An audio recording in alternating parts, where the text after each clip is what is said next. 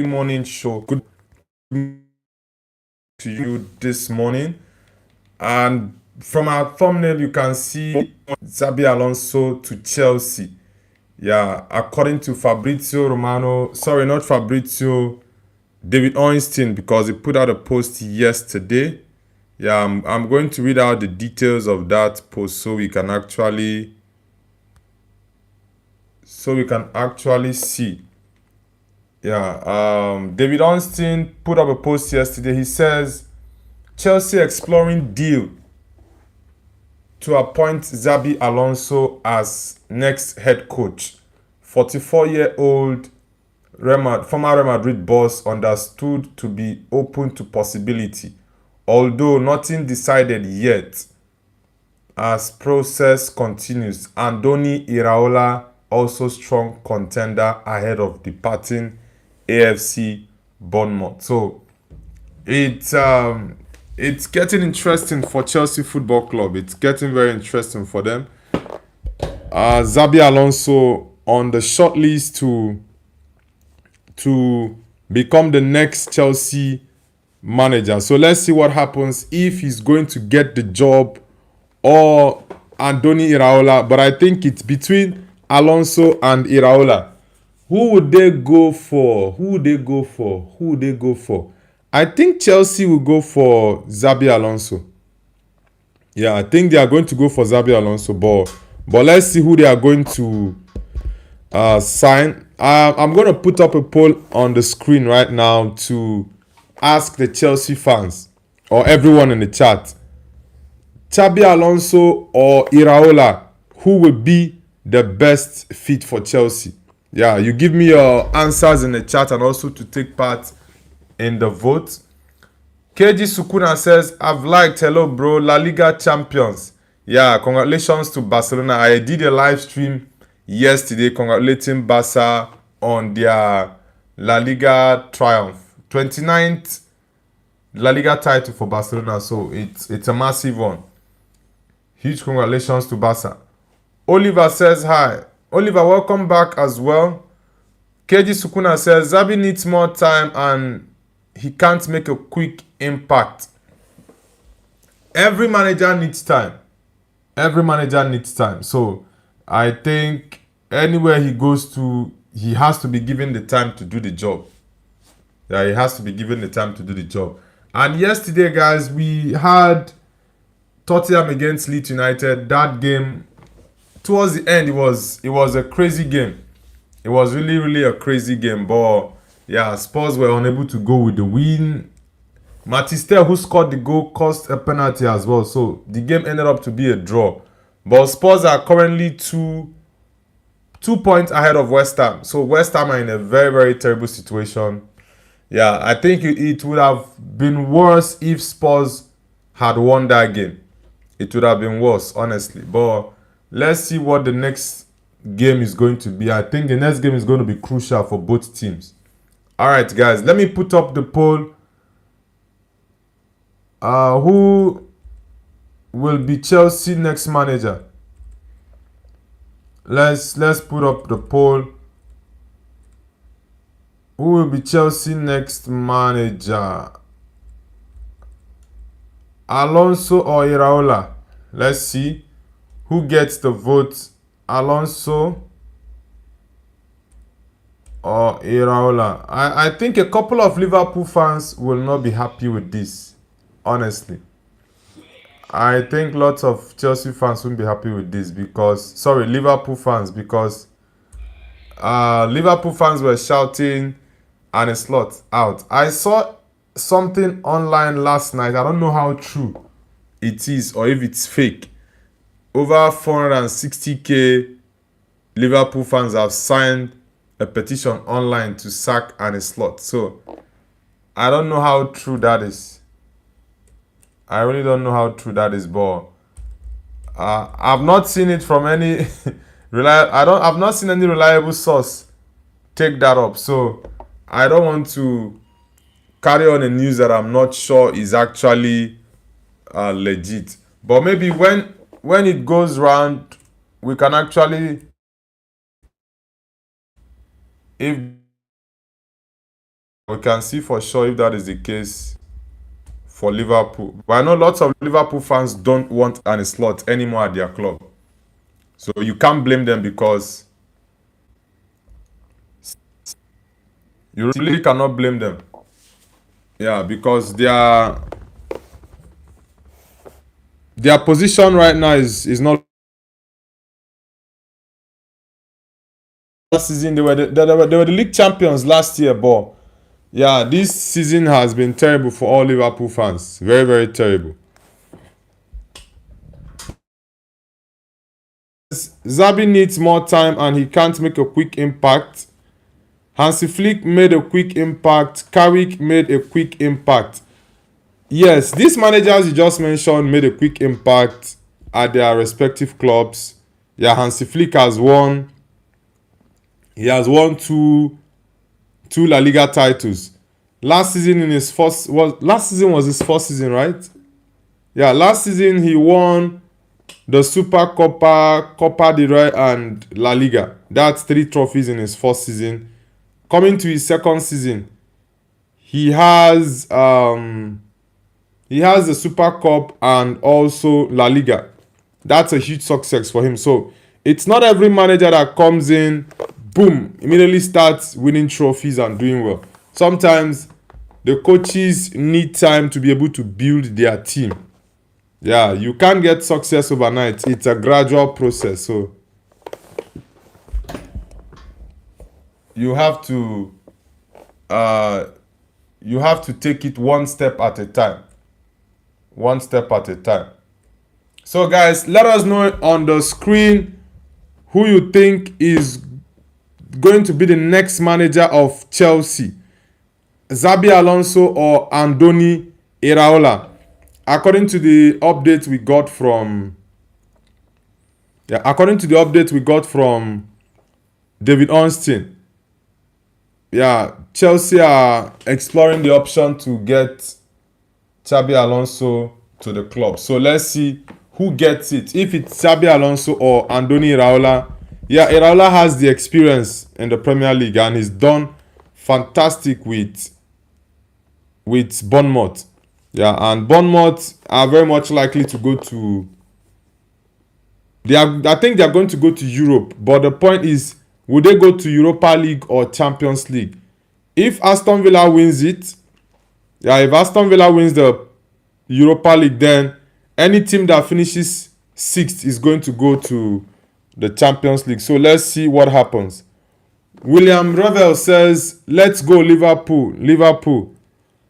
Yeah, Williams, are you among the Liverpool fans that want Arne Slot to be sacked? Because I saw a rumor. I don't know how true it is. About Liverpool fans signing an online petition. There are over 460k fans so far that have signed the petition. I don't know if it's more than that now. So, are you among the Liverpool fans who want your manager to be sacked? Supersonic says, "Did you see Hull City Millwall?" I did not watch that game. I think that was a playoff match, right? Yeah, while I was scrolling through the internet, I saw that Hull City Millwall game. It was a playoff, right? I think I'm going to do a watch along for the playoff finals. Yeah, because last season and 2 seasons ago, I watched the playoff finals and it is very, very intense. The playoff final is very, very intense. So I think I'm going to do a watch along for the playoff. And anyone who wins the playoff gets lots of money. Lots of money. So let's see how it's going to be. Okay. Ozias Michael says, "What team you support in Spain?" In Spain, definitely it's Real Madrid. It's Madrid for me. Yeah, I prefer Madrid to Barcelona. So that's my team in Spain. How about you? Michael. Ozias Michael, which team do you support in La Liga? Okay, Supersonic says Championship playoff. Alright, I thought as much because I know Millwall.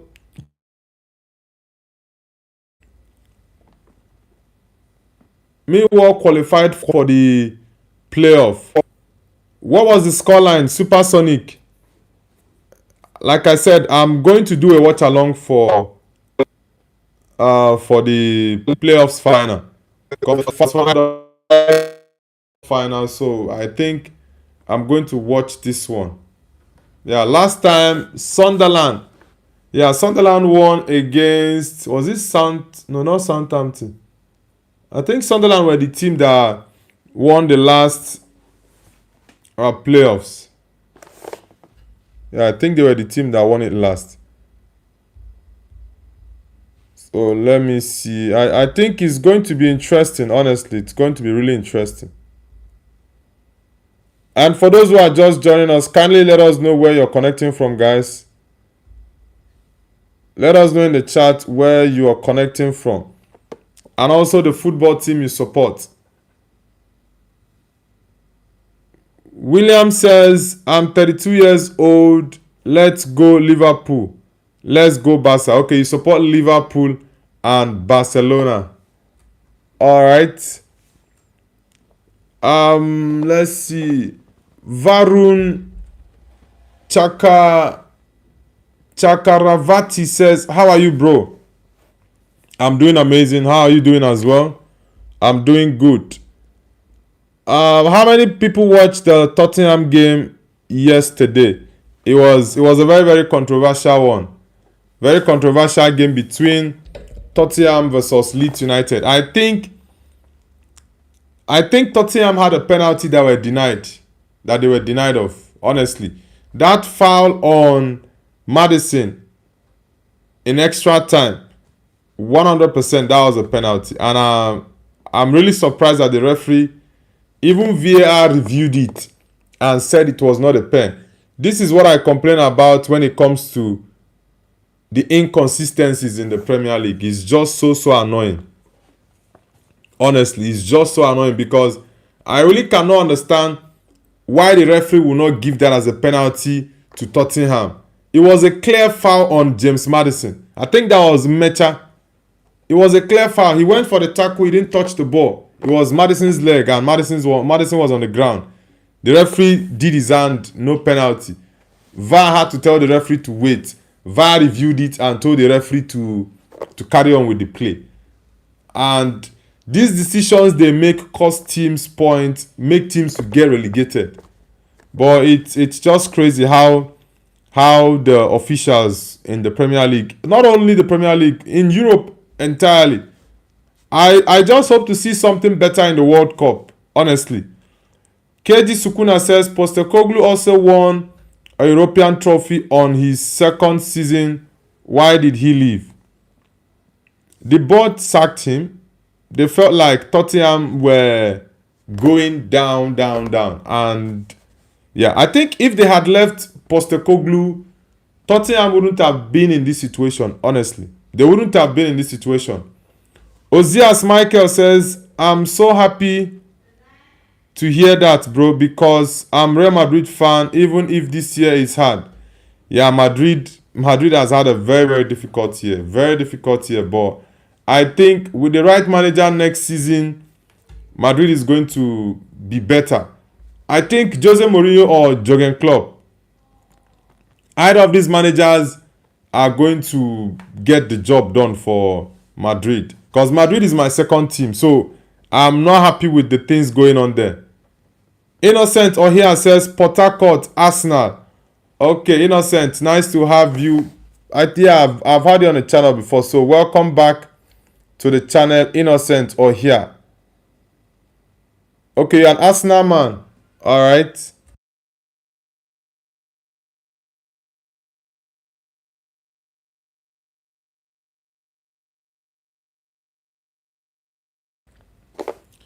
Nick says Visa Barca up the Villa. You are a Villa and Barcelona fan. Okay. KG Sukuna says Visa El Barca. Glory Man United. What? You support Man United and Barca. Okay.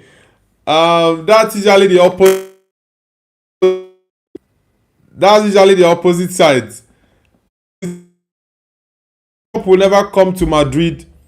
He's more interested in the Red Bull project. I think maybe Jurgen Klopp. Yeah, he said previously that he was just worn out and stressed out with the whole managerial role at Liverpool. That was why he decided to just take a break from coaching. And he had to go into something else in the same football, but on a larger scale and up the management ladder. So I don't think it's a lot easier for him, even mentally, more than it is for him as a coach or a manager, because as a manager you have to stress your brain. The mental stress is just too much, and you hardly have time for your family as well. So I think that's why he will enjoy his role there at Red Bull. But I think if Madrid give him a very good offer and he wants to come back into coaching, why not take the job? Of course he can. Musicology says, can Jose fix Madrid? Yeah, I think Jose Mourinho can fix Madrid because Madrid have lots of big egos in the dressing room. And I think amongst the managers who are available right now, one person that can actually do that is Jose, and another person is Jurgen Klopp. So I think, yeah, of course, Jose can fix the Madrid dressing room. He definitely can. Nick says, I don't think Klopp will come back into managing. If the offer is exciting, he might take it. You never can tell. KD Sukuna says, Jose will kick some players out when he comes. Yeah, that is also what we need at Madrid, 100%. There are so many players that I need to be kicked out. Yeah, I need so many players to be kicked out. Nick says, Mourinho is more likely to take the job, I think. Yes, Mourinho is very, very keen to come back to the Bernabeu. So I think that is a welcome development, even though he tried to play down the rumors when asked a couple of days ago. But I know for sure he's definitely looking forward to coming back to Madrid. Ali Ibrahim says, who will win the UCL? Yeah, I think it's a 50-50 tie for that Champions League final. I don't think Arsenal is going to be a pushover for PSG. I don't think so. Scoreline. Very tight scoreline. But I will go for a 1-0 win for Arsenal, by the way. I think Arsenal stand a very, very strong chance against PSG. Ali Ibrahim says, Arsenal have no chance. Well, you can't write them off, my bro. You can't write them off because it's a final. And when it comes to final, anything can happen. Anything. Anything can happen. So you can't write them off. And Arsenal has the best defense in Europe. In the Champions League, they've considered the least amount of goals. Yes, I know PSG are the highest scoring team with 44 goals. I think Arsenal has considered just 6 goals throughout the Champions League campaign. So it's a big defensive achievement. KG Sukuna says, but what about the rumors about Deschamps? Didier Deschamps, I don't think he's going to go straight into a football club right now because he's going to leave the French national team after the World Cup. So I really don't think that Didier Deschamps is just going to go straight into managing a football club. He might want to stay 6 months or 1 year out of management before he goes back in. So I don't think that Didier Deschamps is going to get a job in any top football club for now. He might want to take a break. But let's see what happens though. Nick Faldi says it's 60-40 to PSG. Well, I know PSG is the favorite. I'm not downplaying that. But what I'm saying in essence is you don't have to look down on Arsenal because making it to the finals of the Champions League is no joke. Yeah, we might say that Arsenal had the easier fixtures in terms of their own qualification routes to the final. And PSG had more difficult one. They played Bayern, And also on that line, you had Real Madrid, you had Man City, you had Liverpool. But on the Arsenal side, it's just only Barcelona that I would say is the tough team that they had on their side, which they did not play Barcelona. So you can say that for sure, but you can't downplay their efforts going into the final. They conceded just 6 goals. I know, yes, if they had played tougher teams, the goals would have been more. That's also possible, but you can't downplay their effort to the final. Edgar says, hi. Edgar, where are you connecting from? KG Sukuna says, I'm so proud that many of the top managers are La Masia graduates. Pep is La Masia graduate. Okay, Luis Enrique is as well. Yeah, Luis Enrique is a La Masia graduate. Who else is? Fabregas. I think, yeah, Fabregas was from La Masia before he went to Arsenal. Yeah, La Masia has produced top coaches. Xabi Hernandez as well. Xavi Hernandez. Ali Ibrahim says, because they use haram ball. Bro, the most important thing is to win. For example, people are not going to remember that PSG played better in the final if they lose. People will not remember that. All people will remember is who wins the final. If you like play beautiful football and you don't win the final, nobody cares. Cancha says, Hala Madrid. Yeah, bro, Hala Madrid. Cancha, where are you connecting from? Nick says, the past winners of the Champions League most of the time were not the best defending team. It was always the best attacks. Man, the best defensive team, Arsenal can use the negativity around them in their favor. That's why I actually want Arsenal to win the Premier League, because I think if Arsenal wins the Premier League, it will give the players the confidence to go into the final. Yeah, but PSG can still beat them. I am very much aware of that. But one thing I'm very much saying to people is this: don't underrate Arsenal. Yeah, I know the opposition and the hate watch is going to be massive against Arsenal. Yeah, I would have joined the bandwagon to hate watch Arsenal, but no, I just feel the Arsenal team, they've done enough to deserve something out of the season. Yeah, they've done enough. So I on Arsenal not to win the Champions League. I think they are going to win one trophy this season. My opinion, it's going to be the Premier League. Yeah, but if they go on to do a double, that will be Arsenal's blood. They've never won the Champions League. So if they win the Prem and go on to win the Champions League, it's going to be massive, honestly. Del Awe, what's the picture for? KG Sukuna says Mikel Arteta. Ikenga Idato says they play Bayern Munich. Don't forget that. You mean PSG? Ikenga, nice to have you on the channel. Yes, like I said, PSG played the most difficult teams on their route to the Champions League final. So it's okay. You are talking about Arsenal. Arsenal played. Okay. Yeah, okay. You're talking about Arsenal playing Bayern, right? Yeah, that was in the league phase.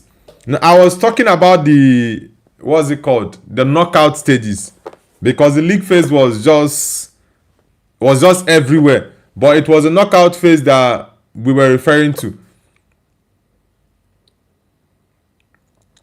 Yeah, but I think it's not right downplaying Arsenal's achievement to the final. Yeah.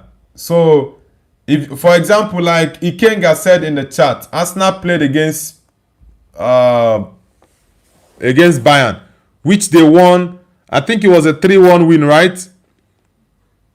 I think it was a 3-1 win for Arsenal against Bayern. Bayern were actually shocked in that game because that was the period Arsenal's set piece was still working perfectly. So they took Bayern by surprise. KG Sukuna says your voice is cracking. Really?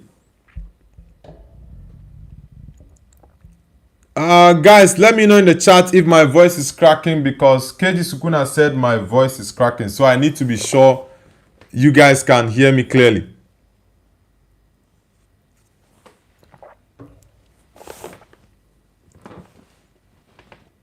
Ali Ibrahim says, do you remember me from yesterday? Of course I do. You said you're from the Gulf state when I asked you if you are from the Middle East. But I don't know if you're from the UAE, Kuwait, Qatar, or Saudi Arabia. So which part of the Gulf states are you from? KG Sukuna, okay. Real Fun Video says, hello, Real is the winner. Okay, you're a Real Madrid fan. Nice to have you on the channel. KG Sukuna says, not now, but previously it was. Okay. Alright, thank you for that observation.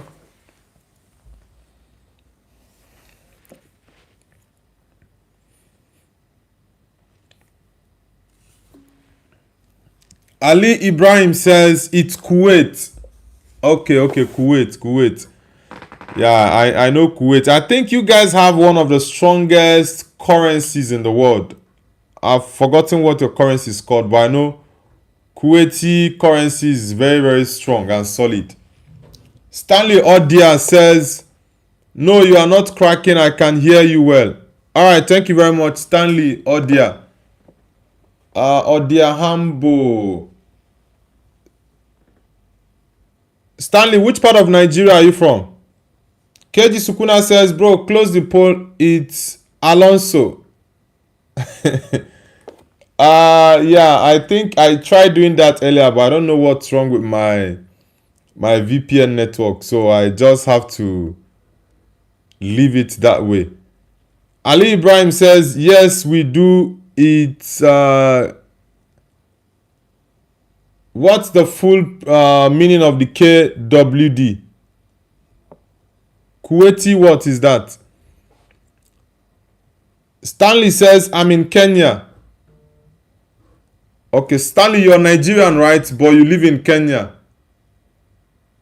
Alright, welcome to the channel, Stanley. Which team do you support? Okay, Kuwaiti dinar. Okay. Drahim. I think for the Dubai, UAE is dirham. I think it's dirham for Dubai. What? For those who are just joining, let's say what's up. Support. Good study with Batman. Jamie says, do you know where you know your connect? KG Sukuna says, bro, was Man United you're watching football or you changed your clubs? Man United, I've been watching Man United for over 25. Me, 2009, because I'm a big Ronaldo.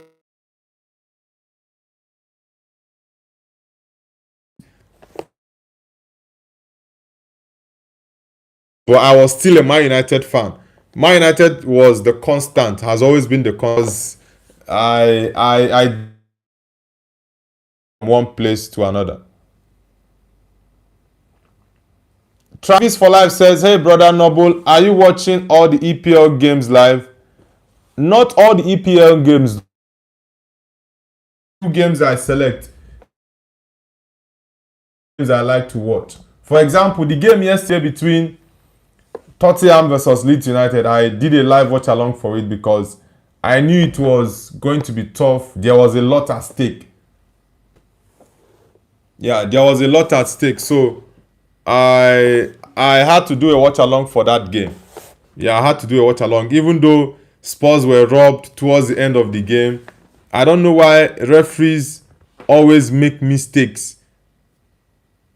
And it's really annoying. This mistake cost teams points. Jamie Shepard says, I'm Jamie, I work here. Musicology says, why did you think of the Spanish Cup final being held? Okay, what do you think of the Spanish Cup final being held in Saudi Arabia? I think the Spanish teams, or the Spanish, what's it called? La Liga teams and Serie A teams are trying to get more money into their leagues. That's what this is all about. Yeah, because I think Italy held their Super Coppa, sorry, is it Italian Cup in Saudi Arabia? I think it was last year. Yeah, I think it was last year that I think Napoli won it. So they held theirs last year. And for Spain, they did it for more money because they don't have a lot of money in those leagues. For example, the Premier League has lots of finances coming in, lots of sponsorship coming in more than La Liga. A team that finishes 20 in the Premier League, for example, like Wolves is going to get lots of money more than Barcelona, who won the league title in La Liga. That to tell you the disparity in terms of the finance in the Premier League and also La Liga. The difference is just massive. So I think that's the main reason why Spanish teams are going to Saudi Arabia for their finals, and it's also to boost the Saudi Arabian league as well. So that's just it. It's just the finance. CR7 King says, don't worry, man. EFL is a good league. It's a good league too. KG Sukuna says, Pep, Tito, Lucho, Arteta, Xavi. Tito, is it Tito Villanova? Yeah, I don't rate that one. But Pep, Arteta, Lucho, and Xavi are top. Yeah, with Fabregas. KG Sukuna says, Sir Alex Ferguson the GOAT. Yeah, Ferguson for me is just unbelievable. Yeah, he was top. He was top in his days.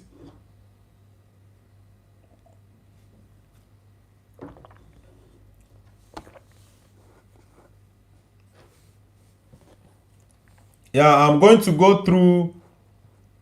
Yeah, there is something, I saw this yesterday, and it worried me when I saw it.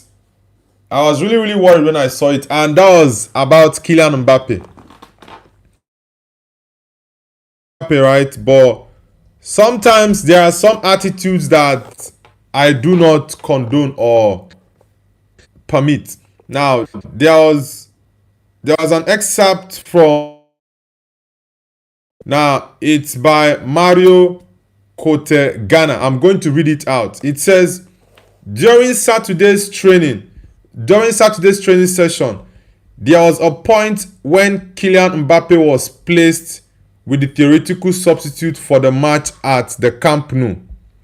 Sources said Mbappe left the session shortly after that, saying he had felt discomfort to the frustration among the training ground staff who did not feel in control. This is according to Mario. Now, even though I did not support the whole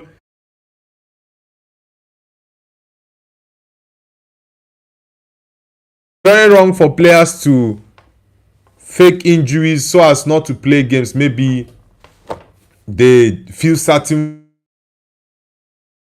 the manager or stuff's going on. I think it such things. Yeah, I think it's disrespectful to the football club. 100%, it's disrespectful. And was on Sunday in the El Clasico. It was just petty. It was really, really petty. The game. Now the game was going on. Your team was losing 2-0, and what you could do was post the picture of the scoreline with your team playing the opposite team, and you typed Hala Madrid. He later deleted that post on his story. He deleted it. I think that was just being very, very petty. honestly. CR7 King says, almost like Ronaldo for that Euros final. Imagine Ronaldo and Messi become coaches. That would be crazy, but I doubt it. Now, Ronaldo said he's not going to go into coaching. And I think I've also heard Messi say that as well.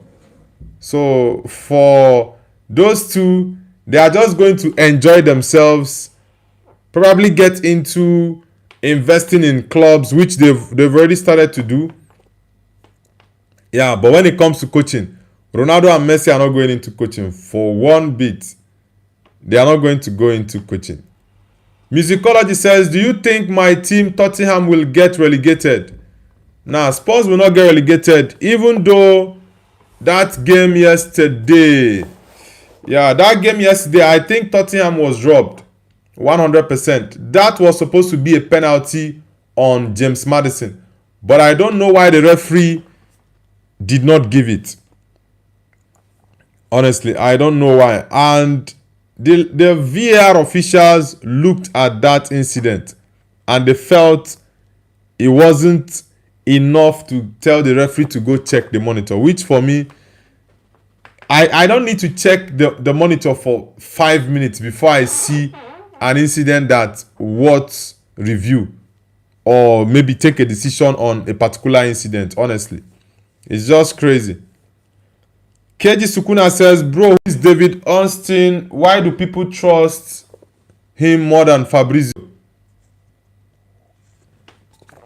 Yeah, David Ornstein is the best English football journalist. Yeah, I think he covers more the English clubs. Yeah, Fabrizio covers everywhere.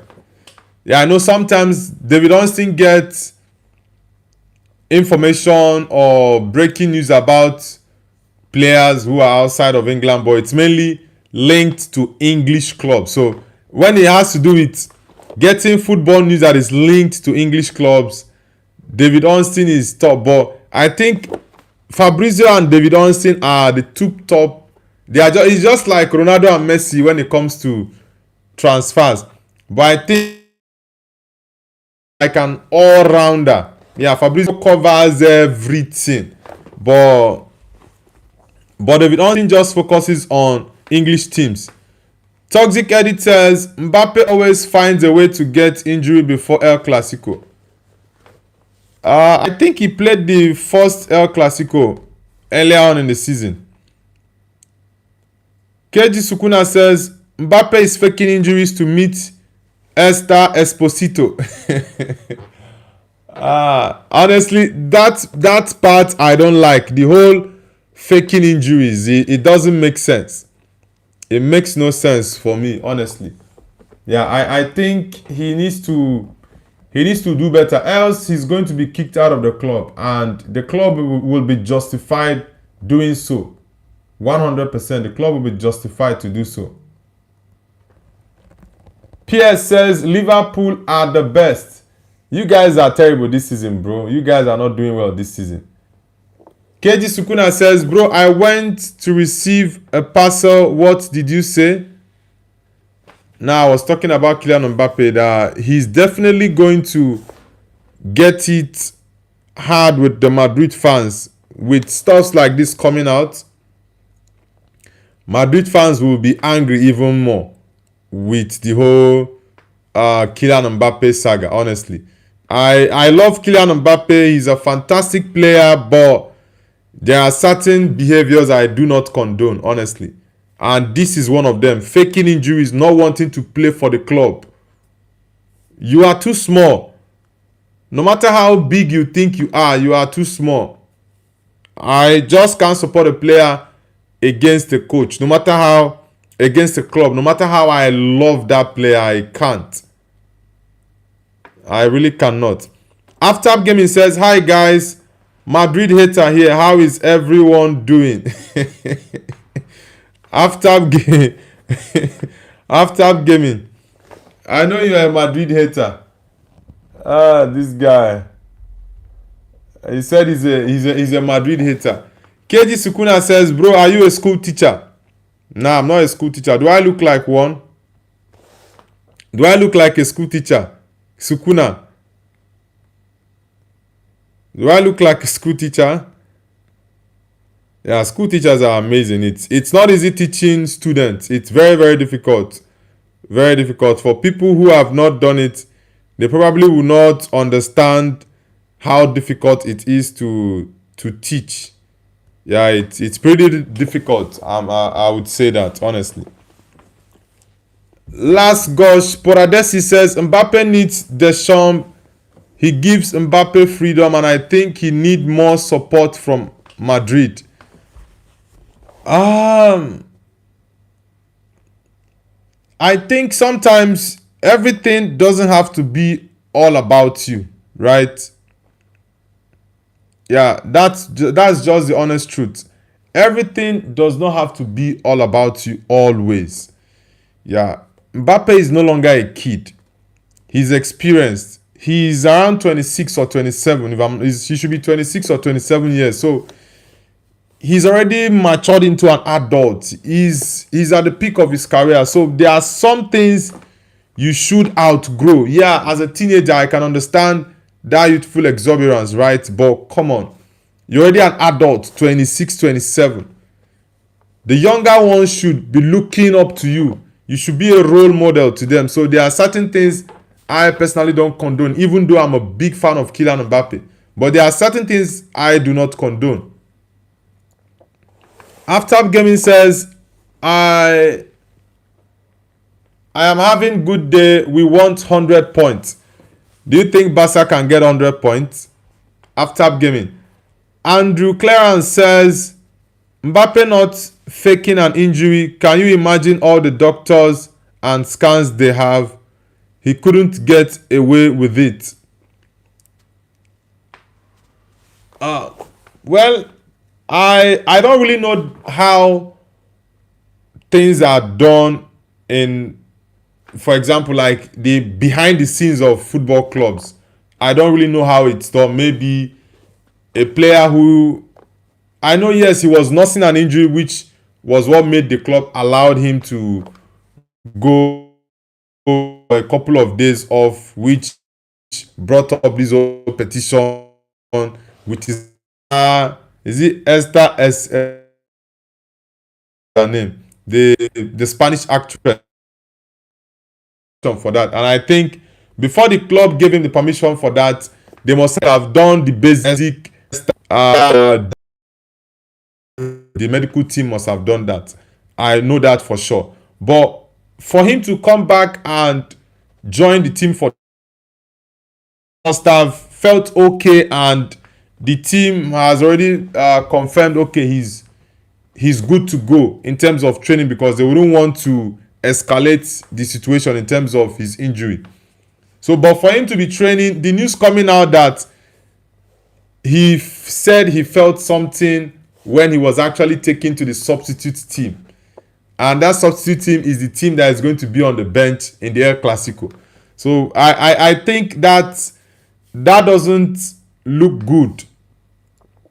Because in my own opinion, that's why I said I don't know how the behind the scenes work in terms of football clubs, because I have not worked at a football club before. So I don't know behind the scenes when it comes to the medical department. But one thing, in my own opinion, I'm looking at is this. If a player says he has a knock, probably he just came back from injury and maybe it's not something serious. He might just say it's a knock. Maybe he's feeling something here, and the team might have to assess that if it's a serious injury. But if it's something that is a knock that he will just have to shake off, maybe the next day he'll be fine. Then they can also allow him. So I think these are certain details that might be going on there. But I don't know for sure, because this is something that came out yesterday from The Athletic. So I honestly, I'm a big fan of Kylian Mbappe. And I did not support the whole petition against him to leave the club. I didn't support it. Yeah, but there are some things that personally I do not agree to. One is a player thinking he's bigger than the club. Yeah, two is you faking an injury so as not to play because of maybe one grievance or whatever, or whatever thing you're feeling. I don't think it's right, honestly. I do not think it's right. After Gaming says we need 100 points with 3 games left. Well, I think Barca, your next game is against Alaves, right? Yeah, and that's on Wednesday. I think Barcelona can win that game for sure. After Gaming says Mbappe faking it. Why would he get injured? He just returned. No, it happens though. It happens when a player comes back. It's very much possible he can go back again. I know that happens in football. It's normal. But I think it's just the whole situations surrounding Kylian Mbappe and the petition. Yeah, I think that's what is making it a very, very big headline. Mega Jordan says Mbappe needs to come and take notes from CR7. Yeah, I think as an individual, right, Mbappe's attitude, yeah, lots of people don't like his attitude. Lots of people don't like it. And that's why there are certain players I just love because of you hardly see controversies around them. You hardly see controversies, honestly. There are players, that's why somebody like Bukayo Saka. I'm not an Arsenal fan, but you see Saka. He's just an amazing human being, honestly. Bukayo Saka, you hardly get controversies. You hardly get some negative stories about Saka. He's just like that's why there are certain players like that I just cannot help myself but just like their career. Like, yeah, I know Saka and Mbappe they are levels apart, but I just feel like Kylian Mbappe has to work on himself. Yeah, that's why lots of Madrid stars are really not cool with him staying at the club anymore. Last Gospel Adesi says, I mean, he has the pressure of being best in the world. Yeah, I understand that, but sometimes you just have to control yourself. Shift says, will Arsenal win? I think Arsenal is definitely winning it. If they don't win it this year, then maybe in the next 30 years they won't. 100%. I think Arsenal is going to win the Prem. Yeah, Man City game against Everton and Arsenal surviving that late. It shows that everything is actually working in Arsenal. After Gaming says Arsenal will win. It's already finished. Yeah, just 2 more games. I think City are going to win Palace, but the Bournemouth game is one I'm tipping City to lose or draw in that game.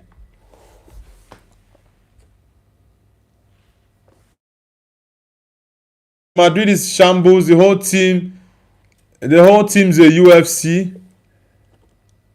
Me too. Mbappe doesn't deserve this, but he faked the injury. Well, let's see if we are going to get more news later. Dennis Beckham says the mighty Trossard. Yeah, Trossard saved you guys on Sunday against West Ham. Yeah, I think he scored an important goal for you guys. Was it the first leg of the Champions League? Yeah, I think in the last 2 weeks, Trossard has been performing well. That second leg against Atletico Madrid, I thought Trossard and Gabriel were the 2 best players for Arsenal. Though I don't know why they had to give it to Declan Rice. I don't know why they had to give it to Declan Rice. Yeah, that Saka's goal, the shot was actually taken by Trossard. When what was this goalkeeper's name? This Atletico goalkeeper. When he brought out the ball, then Bukayo Saka kicked the ball inside the net. So in the last 2-3 weeks, Leandro Trossard has been doing amazing. Yeah, he's been doing good. And I think he's going to be key for Arsenal also in the final. I think he should start the final ahead of Martinelli. Yeah, he should start the final of the Champions League. KG Sukuna says it would have been better if Joselu stayed. They literally kicked him out of the club beside what he doesn't for the team, or what he does for the team. Yeah, I think Joselu should have been left. Even if Mbappe comes, they should have left Joselu, probably as a backup striker. He would also not have any problem being a backup to Mbappe. Both sides says, what is your true thoughts on Arsenal winning the Prem? I honestly don't have any issues with Arsenal winning the Premier League. 100%. Yeah, I don't have any issues with them winning it, because I actually think Arsenal deserves it. Yeah, 100%. Because if you check the last 3 seasons before this 4th season, they've been very consistent. They came second 3 times in a row. Yeah, I know we make fun of Arsenal and call them the butlers, right? But it shows their level of consistency. 3 seasons they came second. This 4th season, they've stood their ground and they are not going down to second. I think they came down second just once within this ending period. I think that was like 2 or 3 weeks. I think about 3 weeks ago, right? So since they went back up, they are just insisting, oh, we are not going down. So I think Arsenal deserves the Premier League because they have been the most consistent team in the last 4 years. So I think they actually deserve the Prem. 100%. If they don't win it, Arteta will not find it funny with the fans. But I think it's very much close to being theirs this season. This is the closest Arsenal has actually gotten to winning the Premier League in over 20 years. CR7 King says, I thought Vini was going to give it 100%, 10 times more after being... since that Ballon d'Or saga, Vini has not been at his best. That's why when people complain about Kylian Mbappe, I tell them, Kylian is not the problem of Madrid. There are so many players who are underperforming. Jude is underperforming. Vini is underperforming. Rodrigo, before his injury, is underperforming as well. So there are lots of players that people are just giving the easy pass and just fully focused on blaming Kylian Mbappe. But the young man is not the problem. There are so many guys underperforming in the team. Dennis Beckham says Jan Oblak. Yeah, it's Jan Oblak. Thank you very much for the name. Aftab Gaming says Vini shameless. Imagine being captain and spamming 15 Champions League every time he didn't win 15 Champions League. Madrid did. Well, you can't blame him. Sometimes players have to fight back. Yeah, I think he was trying to respond to Barcelona's players maybe trolling him. I think that was what went on there. KG Sukuna says, I think Vini will do this 10 times 10 years later. It's just Vini's attitude. Yeah, Vini's attitude, that's just it for him. Yeah. Both sides says, what does Man City always have? Why does Man City always have 1 or 2 games in hand every season for the last 3 seasons? For the last 3 seasons, I'm not sure of that though. But if that is the case, then it's crazy. Yeah, if that's the case, it's really, really crazy.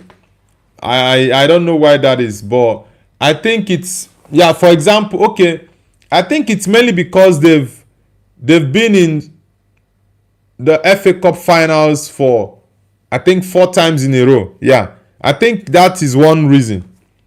Yeah, I think that is one valid reason. Man City have been in the FA Cup final for 4 times in a row. Last season, they lost to Crystal Palace in the final. The season before that, they lost to Man United in the final.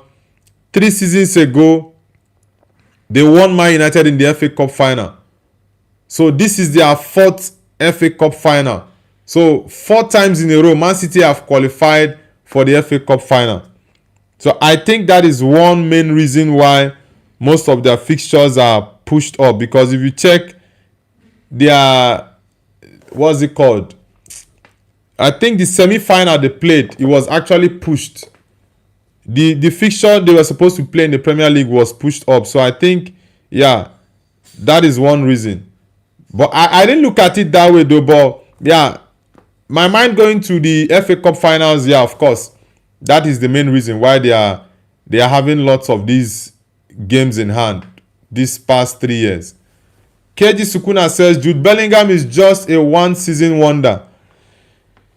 Yeah, Jude, I don't know though. That's why when some people say are trying to compare him with Bruno, I just laugh, honestly, because the disrespect that Bruno gets is just crazy. Honestly, it's crazy. Shema Charlie says, hi, Alonso.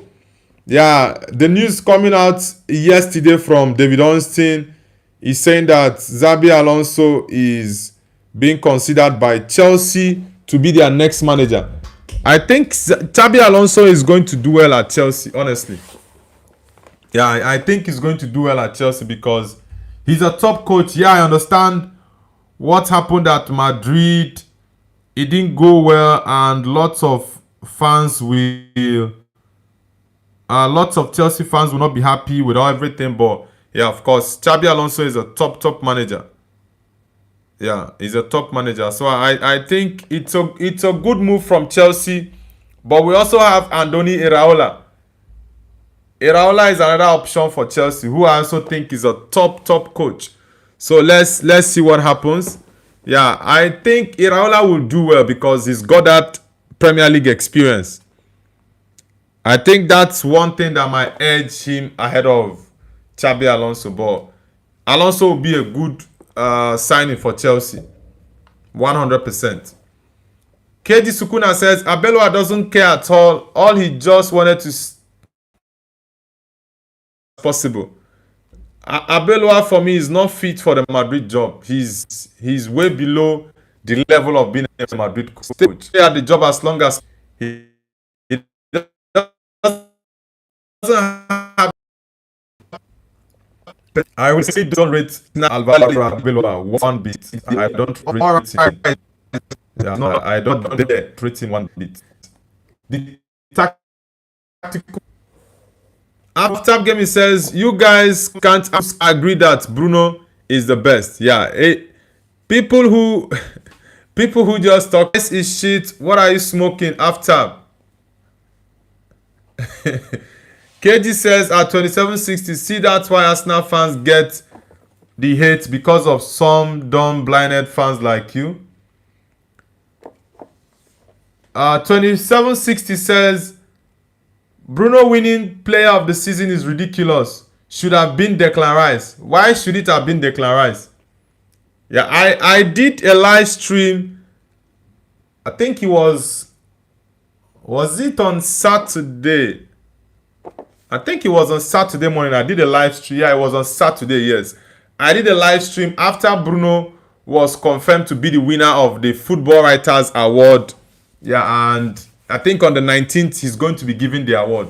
Now, some Arsenal fans came to the channel and they were saying that Declan Rice was robbed, that Bruno did not deserve it. And I'm like, what exactly are you guys talking about? What's going on? Now, I had to check the stats of both players. Bruno surpasses Declan Rice in almost everything. So, it's baffling to hear Arsenal fans say this. And I also put up a poll in the chat. We had almost 400 votes on who deserved the FWA award, Declan Rice or Bruno Fernandes. And we got over 69 votes in favor of Bruno and 31 votes for Declan Rice. And I know those 31% are definitely Arsenal fans. Because I don't see what you guys are just blabbing about, honestly. And I said this, and I will still repeat it again. Declan Rice is not worthy of lacing Bruno's boots. That is a fact. I even made a comparison that day and I said, if you look at Casemiro's stats and Declan Rice stats, Casa also has a better statistics than Declan Rice. So what I even think Declan Rice being second on the list was even a pure robbery. Honestly, because Rice was not even supposed to come second. If they told me about Gabriel Magalhaes or David Raya, I think those guys have a better what word do I use? I think they stand a better chance than Declan Rice. Honestly. They stand a better chance than Declan Rice. What has Rice done the whole season? What has he done? It's not like he creates the ball more than Bruno. It's not like, and mind you, Bruno played half of the season playing deeper. Rice has played the whole season playing forward. Yet, even when Bruno was playing deeper, he had more chances created than Declan Rice. He had more assists than Declan Rice. He had more forward passes than Declan Rice. This is why, I don't know, sometimes certain Arsenal fans just make some comments that are crazy. Hello says, congratulations to all Man United fans. Finally, you all secured a spot in UCL. Yeah, we are definitely playing Champions League football next season. After Gaming says, Arsenal fans really, Rice is shit, Bruno better. Yeah, Bruno is levels ahead of Declan Rice. I love Rice, but those two guys are, you can't put them side by side. One is like this and the other one is up here. This is Rice and this is Bruno. They are not on the same level. One bit. Hussein Lichit says, Man United in Champions League.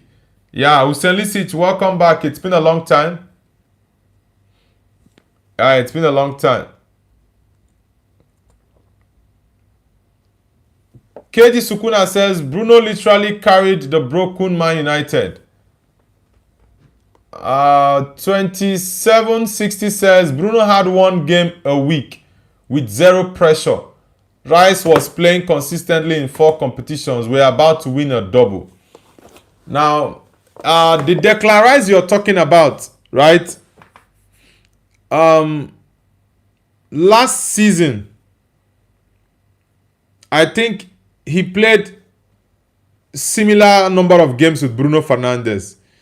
If you check their stats last season, Bruno had more chances created than him. I think Bruno scored more goals more than Rice last season, if I'm not mistaken. He had more assists than him. Final third passes, he had it more than him. All these stats, he had it more than Declan Rice. So what are you guys talking about Declan Rice? Bruno is levels ahead of Declan Rice. So the whole excuse of Bruno playing fewer games than him this season, it's even something you guys are supposed to cover your heads in shame, because playing more games than Bruno should give him better statistics. But it doesn't. He's played about, let's say, 14 games in the Champions League. The FA Cup, I think maybe 2. So in total, Declan Rice must have played about 18 games more than Bruno Fernandes. Yet, he doesn't have more of the chances created, assists and goals than Bruno. So these are, when I hear you guys talk about this, it's crazy. Funky Sam says 16th UCL next season. Yeah, Madrid need to go hard next season. After Gaming says, I hope PSG destroy Arsenal. This is one of the main reasons lots of people don't want Arsenal to win anything tangible. And I understand them. It's just that I've just decided I want Arsenal to win the Prem. And I want to support them for the Champions League. Other than that, Arsenal fans sometimes are really annoying. CR7 King says, World Cup literally starts in 1 month now. Right? Today is 12th, right? Oh, yeah. The World Cup is starting on the 12th of June. Wow. It's almost here. So when the league ends, it's going to be about 2 weeks for the World Cup to begin. Yeah, it's going to be crazy, honestly. Surafel Segaye says Arsenal with a laughing emoji. Yeah, it's just crazy. The comparison is on a different world. 2760 says it's okay, United fans, enjoy your Bruno one player of the season parade. you guys might be doing this, and at the end of the day, you get battered by PSG. So you just need to be humbled. In as much as I'm supporting Arsenal to win the Prem and also to go for the Champions League. Yeah, but I just hope you guys win it, because if Arsenal don't win it, you guys are going to hear from me next season. Alright. Is it better now? Because I need to be sure, man. Yeah, I need to be sure. Alright, guys, is it better? I think, yeah, the first I will be. I do think when Arsenal stand the chance. Arsenal stand a chance against PSG, but it's not going to be an easy game for sure. It's not going to be an easy game. KG Sukuna says, okay, good now, but the voice is cracking. Alright, yeah, I think that was my VPN connection. Yeah, I think it was my VPN connection, because I saw my VPN disconnecting. So that was why I asked earlier if you guys can actually see me or hear me. I'm glitching after. Really? What is going on with my VPN network? Yeah, what is going on, man? Network is just in shambles this morning. My VPN network is really crazy. I hope you guys can see me and hear me clearly, because the VPN network is trying to frustrate the stream. But regardless, I'm still going to continue. After says, Sukana, I feel you, bro. For me, it's always so hot.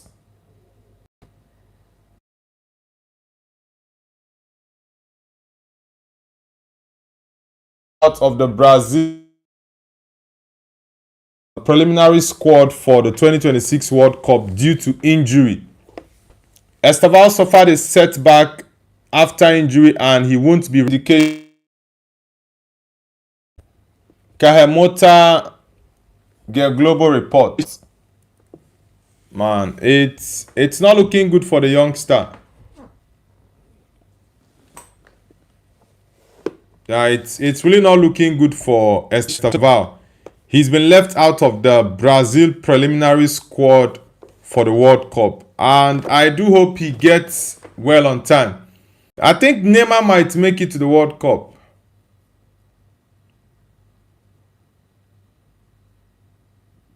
I really do think Neymar will make it to the World Cup, because Esteval being out through injury, maybe Neymar can make it to the World Cup finally. Yeah, but I actually wanted this kid to go to the World Cup, honestly. I actually wanted him to go to the World Cup. It's really a setback. And it was the Man United game.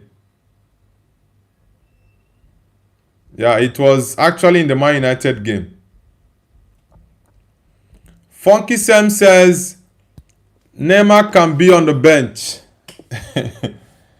Yeah, I think it's not looking good for William Esteval. Yeah,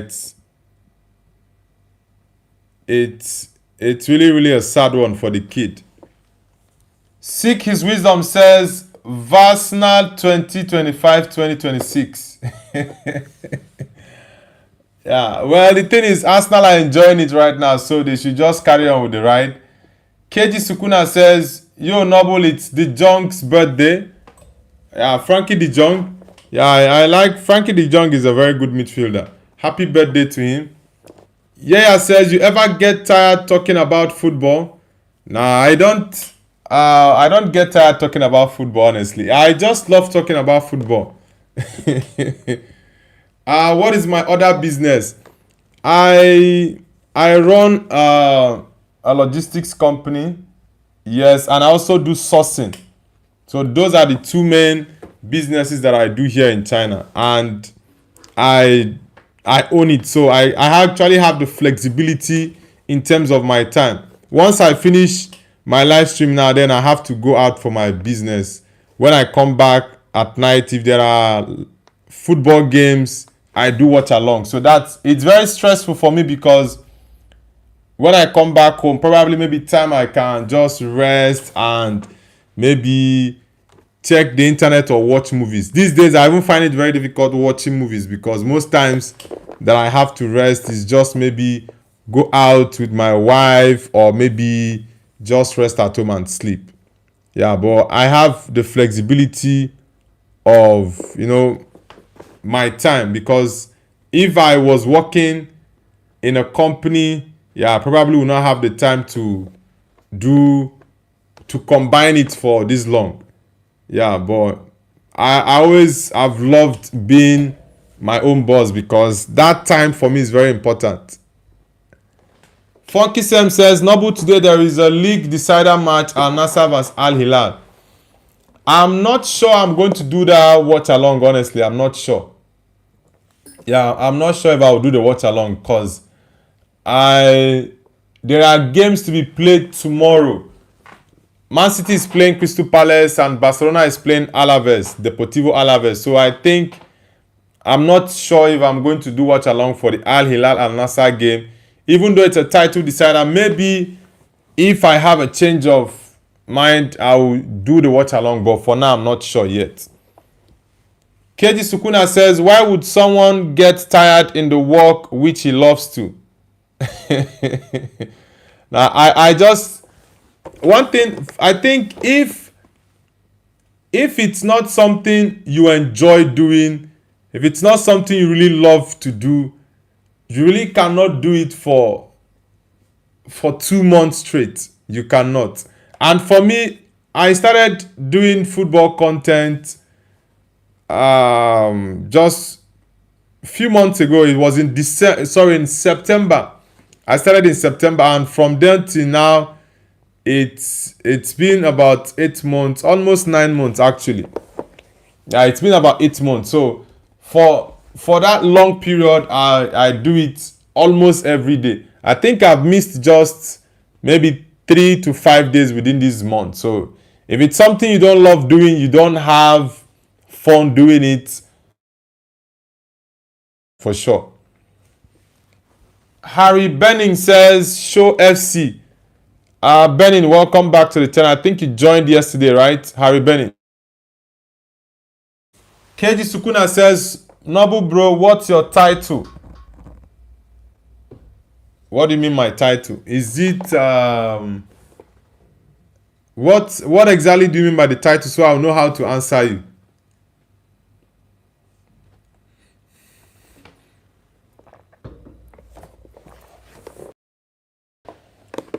Seek His Wisdom says, Oga, any advice for $100K in savings? $100K.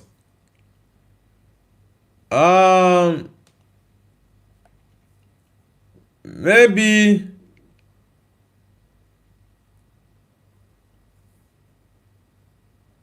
for $100K, maybe you can I think the best for now would just do what's it called? A treasury bill. Yeah, I think that's just the most ideal now to do in Nigeria. I'll probably get some, maybe like 10K inside Dangote shares. Either of these. Just maybe like 5K inside Dangote shares.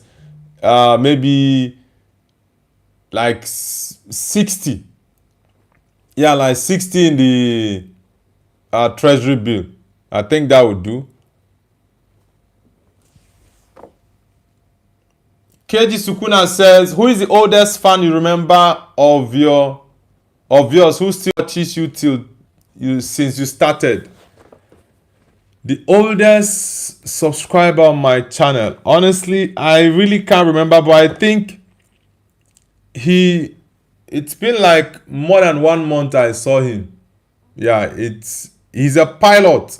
He joined my channel around I think it was around December.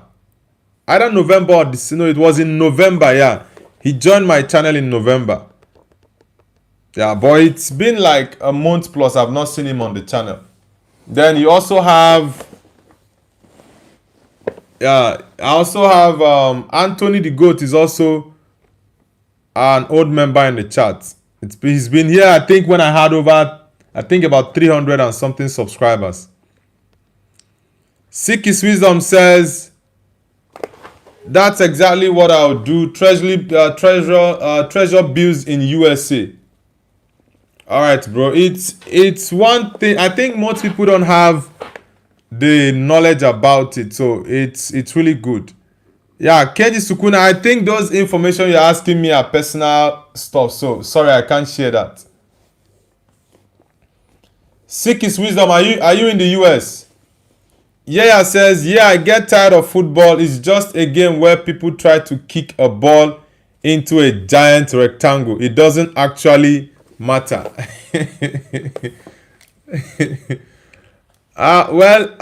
For me, yeah, I just love football. I know sometimes for me it's even boring when the season ends.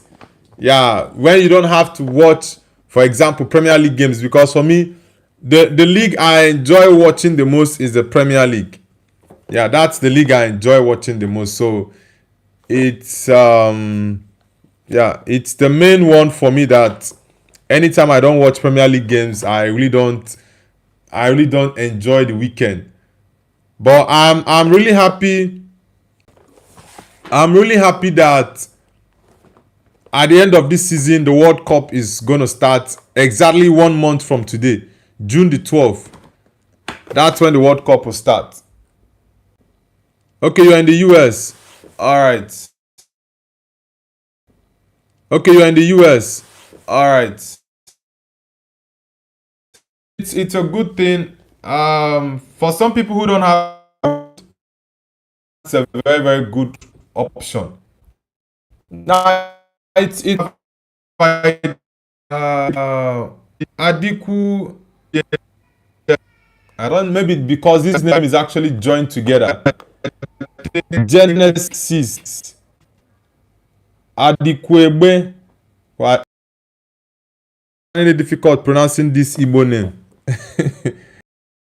Genesis, where are you connecting from? I see you are an Igbo.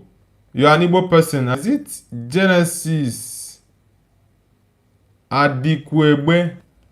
I don't think I've seen this Igbo name before. I don't think I've seen it before. KG Sukuna says, Noble bro, start playing FC26, you get views. I'm not really into gaming, so it's difficult for me, and I think maybe I might not even do it for a long time, because anything I don't have fun or enjoy doing, I lose interest in such things. But I think football is one thing that I enjoy doing. So, but for the FC26, I should play. I always tell them I stopped playing games. Yeah, it's been a different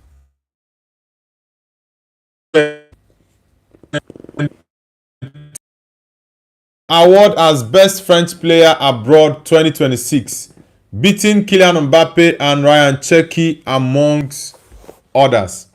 Yeah, Cherki is Michael Olise is the winner of the French player of the year. Turns to Michael Olise. And for the player of the season in is Ousmane Dembele. He wins it. I think Ousmane Dembele didn't have a fantastic. Yeah, I think he did not have a fantastic season in the League On. How he's winning it, I don't understand. I don't think he's gotten about 15. I don't think he has about 15 or 20 goals in League On. But they are giving him the Player of the Season award. Yeah, it's really crazy. Honestly, it's crazy.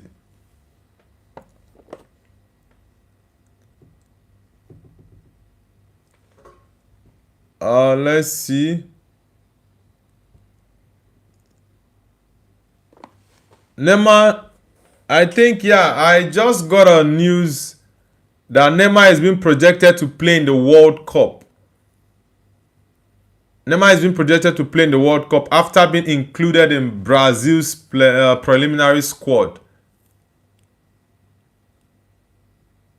Brazil's preliminary squad. I think Neymar is going to make the World Cup.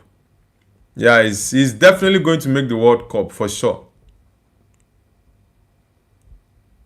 KD Sukuna, don't worry, that's a personal question you're asking me. Yeah, it's a personal question. And we have Desire Doué. He wins back-to-back League On Best Young Player of the Season award. His father emotional to see that moment. Yeah, Doué has had a fantastic season for PSG.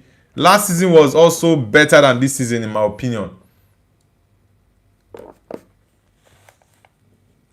KD Sukuna says, I just want to see Ney play in Brazil jersey.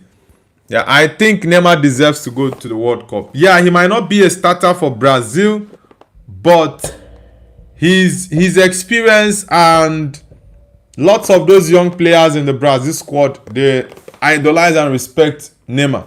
So I think it's going to be a very, very interesting thing to see Neymar in his last World Cup, by the way. Yeah, it's going to be interesting. Michael Olise, after the award yesterday, he said, my target this season was to win everything with France and with Bayern. That's it. I'm excited for the World Cup and looking forward to giving everything to win with France. Well, I like Olise, but yeah, definitely go for Portugal. I definitely will go for my Portugal. Heavy Rain says, for me, Neymar Jr. need to play. It's actually his last World Cup, and Brazil national team and the country has to bid him a farewell from there. Yeah, honestly, he deserves it. 100%. Neymar deserves to.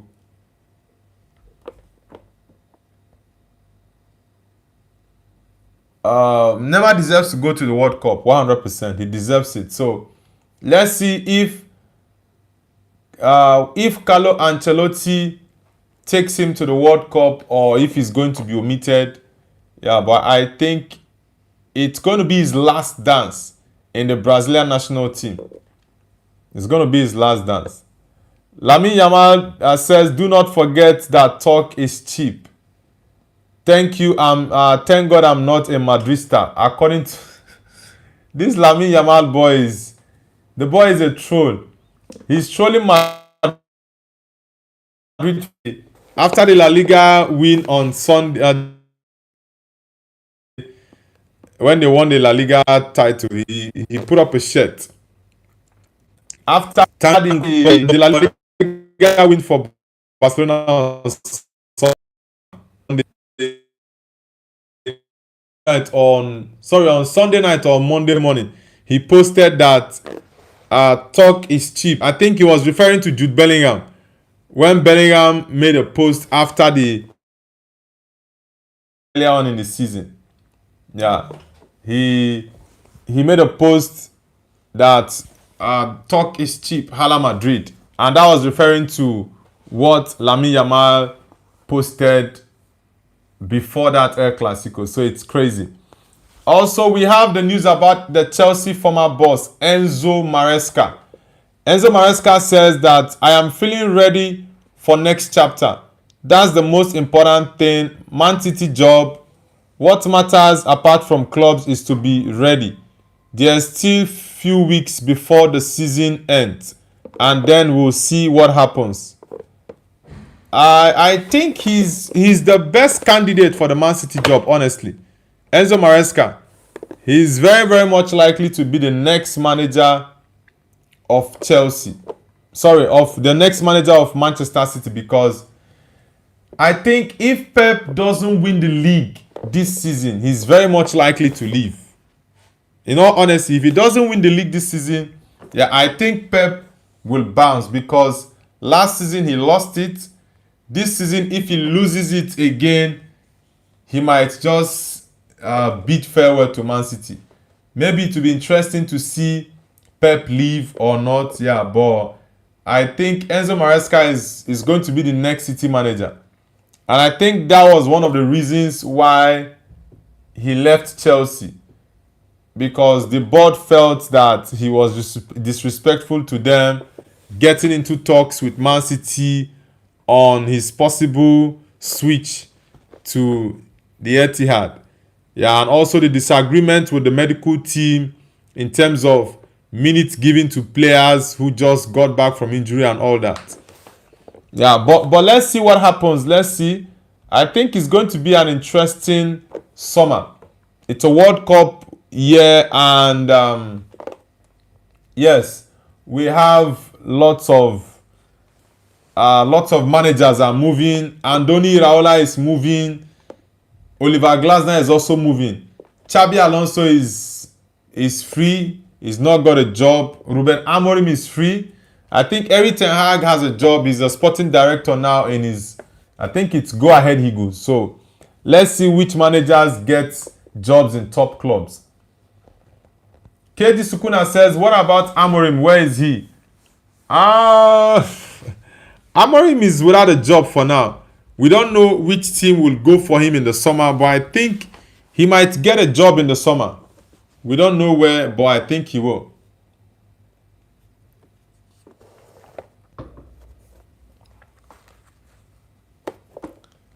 Shahem says, like the crazy thing is that Real Madrid can't play good this season and they lost 2-0 in Barca Stadium, and I was like, of course they lose without Fede Valverde. Yeah, Madrid didn't play with any sense of urgency in that game. Yeah, they didn't play with any sense of urgency. And I didn't like the team's performance. That was why when people were talking about the whole Kylian Mbappe stuff, I told them, Kylian is not the problem. Yes, I understand you might disagree in terms of certain attitudes of Mbappe, but if you look at it overall, the young boy is not the problem, or the young man is not the problem. Honestly, I feel people are just looking for a scapegoat. That's what this whole thing is about. Yeah, they are looking for a scapegoat, someone who can take the fall. Yeah, since things are not going well, they actually want to see who to blame for it. But I think there's so much to change at the club than just getting Kylian Mbappe out. First things first, you have to get an experienced manager. That is very, very important. You have to get an experienced manager.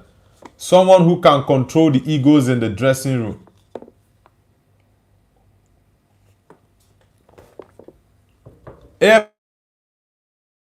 To United, never want to hear or see him ever again. Amorim.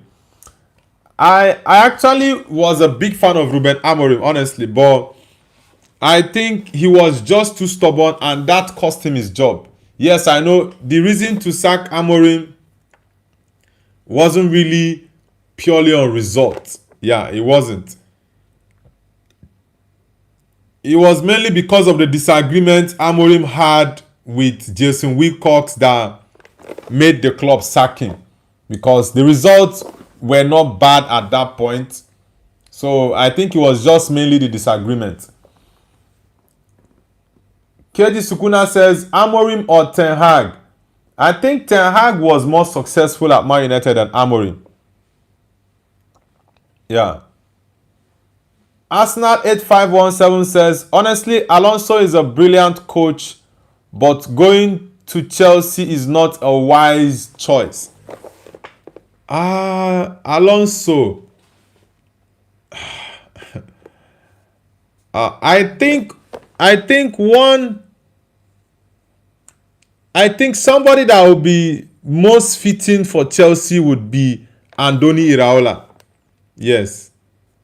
I think Andoni Iraola would be more fitting for Chelsea because there's this type of direct game he plays. Andoni Iraola is very, very direct with his style of play.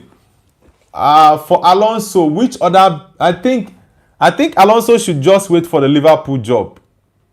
Honestly, if I were to be in Alonso's maybe management team, I would tell him to wait for the Liverpool job, because I think he would do better at Liverpool, honestly, than Chelsea. And the way I'm looking at things with Liverpool, if Arne Slot doesn't do well in the first 10 games of the season next year, he is definitely going to get sacked by FSG. No two ways about it. I think FSG just wanted this whole season to end and give him another season. If they see there is still some traces of last season in it, they are definitely going to get him sacked. So you are very much correct. Arsenal 8517. KG Sukuna says, who is the president of Man United? Man United doesn't have a president. Yeah. Man United have owners. The Glazers family, they are the owners of the club, while Sir Jim Ratcliffe is the co-owner. He owns some shares at Man United, but the majority shareholders are the Glazers. Then also the chief executive that runs the club on a day-to-day is Omar Barada. We have Jason Wilcox as the football director and other financial experts in the club. So United doesn't work the same way the likes of Barca that have a president, or Barcelona. Ahmed says, if Valverde was there, then we lose by 2-1. I think if Valverde was there, maybe Madrid would have had a chance to score a goal. But Madrid overall in that game were terrible. CL says hi. CL, welcome back to the channel. Welcome back. Newcastle. Your manager Eddie Howe. Do you think Eddie Howe should remain at Newcastle next season? KG Sukuna says Madrid showed no intentions to play football. That day, too much ego is not good for any club. Yeah, when a club has too much egos and no manager to actually control the dressing room, it becomes a problem. Honestly, it becomes a problem. Arsenal 8517 says, I think so, but well, every coach wanna take the Chelsea job because it's free money, long-term contract, and end up sacked will guarantee you 20 plus million. Okay, getting sacked. Yeah, I think there are some theories people are putting out there about Chelsea, that the club, that the owners are just, some people are just saying that for fun, right? But I really don't get it. Why Chelsea always hand huge contract players? I honestly don't get it. And within 4 months, you sack him. And Chelsea paid him, I think, for over 20 million or thereabout. I think about 25 million pounds was what Chelsea used to pay off Liam Rosinho. It's wild. It's mainly going to be about it's going to be about the payoff package, because I really don't understand huge contracts. You give them huge contracts and you have no intentions of 15th. Yeah, that was Man United's worst season since I've started watching football. KG Sukuna says, then who takes the decision of recruitment of players and manager? Recruitment of players and manager has to do with the chief executive and the sporting director. They are the two people who take these decisions. But yeah, the sporting director has to look for the next manager. And when it comes to players, the scouting team and the sporting director, the sporting director is in charge of every of those operations. Harry Benning says Manchester United boo-hoo. What do you mean by that? Kikon says Manchester United will fall again if they sack Carrick. Well, I still think that.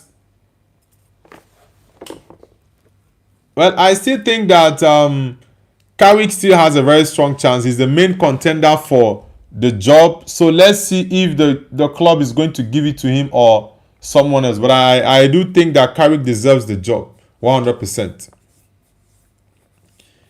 AM Edit says Alonso will go to Liverpool, not Chelsea, and Iraola will come to Chelsea. I think yes.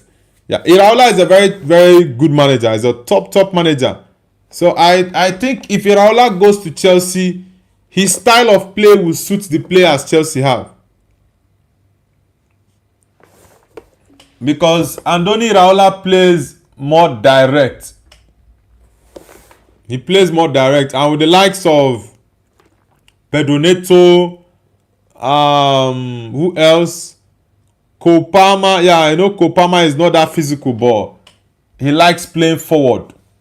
Yeah, I think he's going to do well at Chelsea. Arsenal 8517 says you're talking about a club which has way attracting power to players even without having European football. Look at Etihad. How the City Group has changed even the environment around the stadium.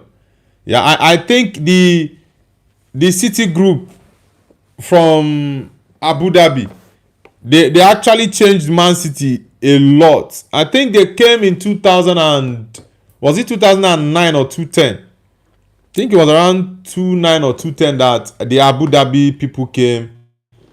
And I think it's Sheikh Mansour, what's his name? They've changed Man City. They pumped lots of money into the club. And I really do like how Man City do their business. I love it. Even though we might criticize them with the whole 115 charges and all that, but look at what they did last January when they were struggling. They went on to sign Omar Mamouche.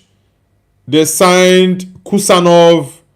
They signed, they signed Nico Gonzalez the same period, and one other player, if I'm not mistaken. Now, some of those guys didn't work well at that point. Even Kusanov struggled last season. He struggled. But it didn't stop Man City. They knew that the team still needed reinforcement. Now, in the summer, they signed a couple of players. Now, when the season went halfway in the January transfer window, they still went on to sign Maguire and Semenyo. And you can see these two guys have played big roles in terms of Man City's title chase. So sometimes other big teams, I don't know if they don't look at what Man City is doing. I don't know if they don't look at the stuff City is doing, because it's crazy. And I think Arsenal should have also signed at least 2 players in the January transfer window. But I don't know why Arsenal did not go for that. Because if Arsenal had gone to sign, let's say, 1 more attacker and 1 more midfielder, or let's say 2 attackers in the January transfer window, Arsenal would have won the league like, let's say, 1 month ago. Honestly, because if you check the point difference between Arsenal and City, it was huge. So I think if Arsenal had gone to sign 2 players, let's say 2 attackers or 1 attacker, one striker or 1 attacking midfielder, they would have won the league by now. But yeah, Arsenal didn't do that. CL says, I want Eddie Howe to stay, but I don't know if he will. Yeah, I think he should stay. Yeah, this season has been terrible for Newcastle. I understand that, but I think since he came, this is one of his worst seasons, if not his worst season at Newcastle. He's been doing great for you guys. He gave you guys Champions League football, won you your first trophy in 70 years. So he's done really well for Newcastle.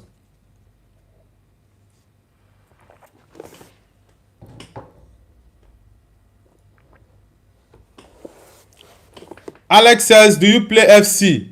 No, I don't play FC, Alex. Kikon says, who do you think Man United should sign in the summer? Major signings. I think Man United need at least 6 players. If possible, you get 7. But minimum 6 players. Because I think Luke Shaw needs to go. Diogo Dalot needs to go. Tyrone Malaysia needs to go. Maguire has signed a new deal, so he's not going. Martinez and De Ligt, I don't know, their injuries is just so concerning. Then Ugarte is a must. He has to go. I think Joshua Zirkzee has to go. Mason Mount as well has to go. That's 6 players, including Casemiro is going to be 7. Now, I think that's why I said we need minimum of 6 players. We can get 7, fine.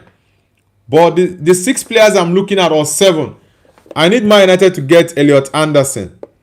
Number 2 is Aurelien Tchouameni. Number 3, in terms, because I need 3 midfielders. Number 3 has to be Matheus Fernandes of West Ham. That's 3 midfielders. Then left back, I will need Lewis Hall of Newcastle. Because I think aside Nico O'Reilly in the Premier League, Lewis Hall for me is the best left back. Aside Nico O'Reilly. Then number 5, I will need Diomande. Yeah, Diomande of RB Leipzig. Then number 6 will be Ballard. Yeah, I would want Ballard. Either Ballard or Luka Vuskovic. One of them. Then number 7 has to be a striker. Yeah, number 7 has to be a striker. I would have gone with Julian Alvarez, but I know the cost of Alvarez will be so much.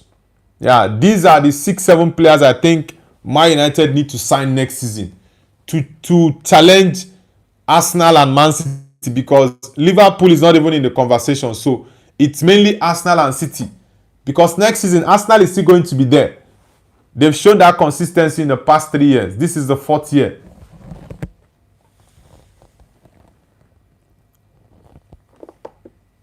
Arsenal 8517 says, that shows ambition, honestly. Arsenal are now the closest, but I think if we do get our summer target, we will be ready for another assault for the title. Yeah, Arsenal has been consistent. The signings you guys made in the summer was fantastic. Getting Eze, even though I know Madueke is not really top level, but still a decent signing, at least as a backup to Saka. You guys also got Gyökeres. He's been decent. Hinkapie, Mosquera, Nogard. I think Arsenal signed lots of players this summer. Arsenal signed about 6-7 players. So Arsenal made good signings in the summer. But I think where the Arsenal management team in terms of transfer didn't do well was transfer window. Man City did not want to take any chances at all. They had to go very quick to get some players in. And Semenyo became available. Boom. They went for him straight up. Maguire was available instead of going on a free transfer in the summer. They knew that Liverpool was going to come for him in the summer. Straight up, they went. It shows how smart they are in doing business, honestly. And I really envy City. As a Man United fan, I know I'm not supposed to be saying it, but that's just me being honest as a football fan. Sometimes you love your club to be proactive, not reacting to... Even sometimes, most clubs don't even react. When things happen, they don't react. They will just sit and wait for anything that will come for them to just take it in like that. It makes no sense. Krask says, do you believe Jose Mourinho would join Real Madrid? Yeah, I think Jose is the best candidate for Madrid, 100%. He needs to step into that dressing room.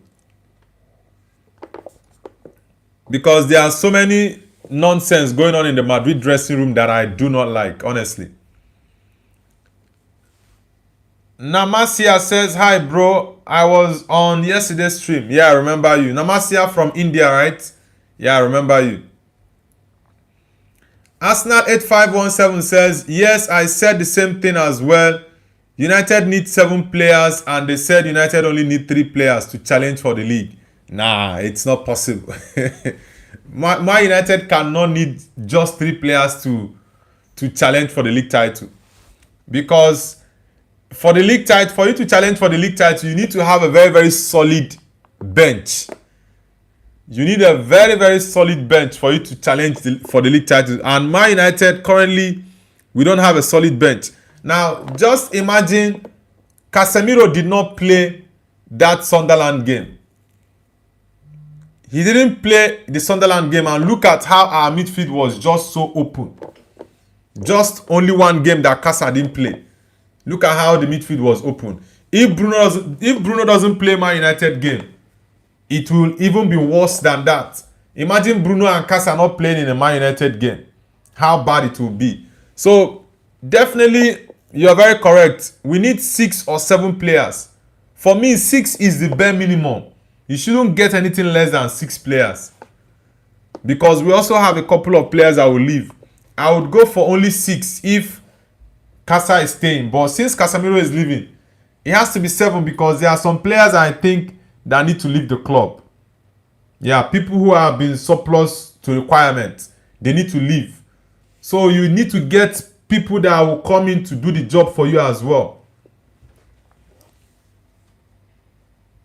Slim Gaffer says United would not sign any of these players you mentioned. Well, I think these guys would do decent jobs for Man United. Whether United go on to sign them, I'm still not sure. I think the only person that I think United will likely sign out of all these guys I mentioned is Diomande. Yeah, because of the link between what's his name? The link that Man United scouting director has when it comes to RB Leipzig, Christopher Vivell. I think that's the only reason I think we'll get what's his name, Diomande. But aside that, United is not a serious club. Honestly, it's not a serious club.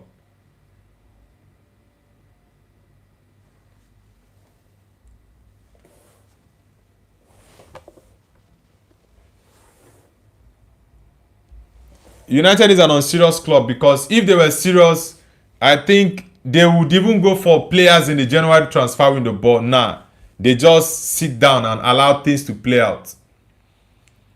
Arsenal says, but I think United won't go for 7 straight. They will try to go for 2 big name signings and will be asking for miracles from whoever the coach will be. But that is wrong. That is very, very wrong. You cannot get the best from a manager when you don't give him the players he needs to do the job. Honestly, you can't. For example, Pep Guardiola. I know he's one of the greatest. But without the right players, Pep will not be doing the magic he's doing. Look at how he struggled last season. He even got in lots of players, but he still struggled. So every coach needs to get his players 100%.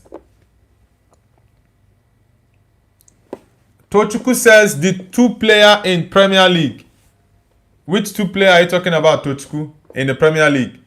Kikon says, yes, I like the players you mentioned, but I think it's not realistic. It's realistic. I think the only player that will cost Man United a fortune there is Elliot Anderson. Yeah, it's only Elliot Anderson that I think will be someone that would cost Man United around 80 to 100 million pounds. Tchouameni right now, with this whole saga at Real Madrid, I don't think Man United will sign him for more than 60 million pounds. United can get Tchouameni for 50 to 60 million pounds. 100%. We can get him for that amount. It's just only Elliot Anderson that is going to cost Man United lots of money. Arsenal 8517 says, but I saw Slot interview. Did he say they will be investing heavily in the summer for a complete overhaul? I think maybe investing heavily means they have to spend around, let's say, 600 million pounds. Because they spent over 400 in the last summer transfer window.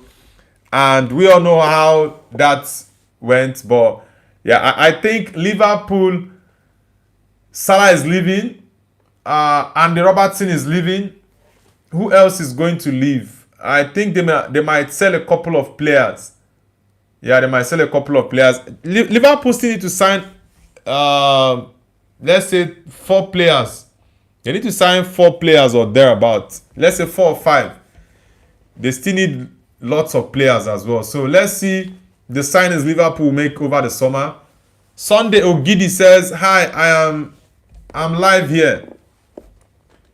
Sunday Ogidi, welcome to the channel. Where are you connecting from? Ogidi, is it Ogidi or Ogidi? Tochukwu says, should Man United sign Andoni Iraola or leave Michael Carrick? Now, I think Man United should leave Carrick with that job, because Andoni Iraola, for me, yes, he's a top manager.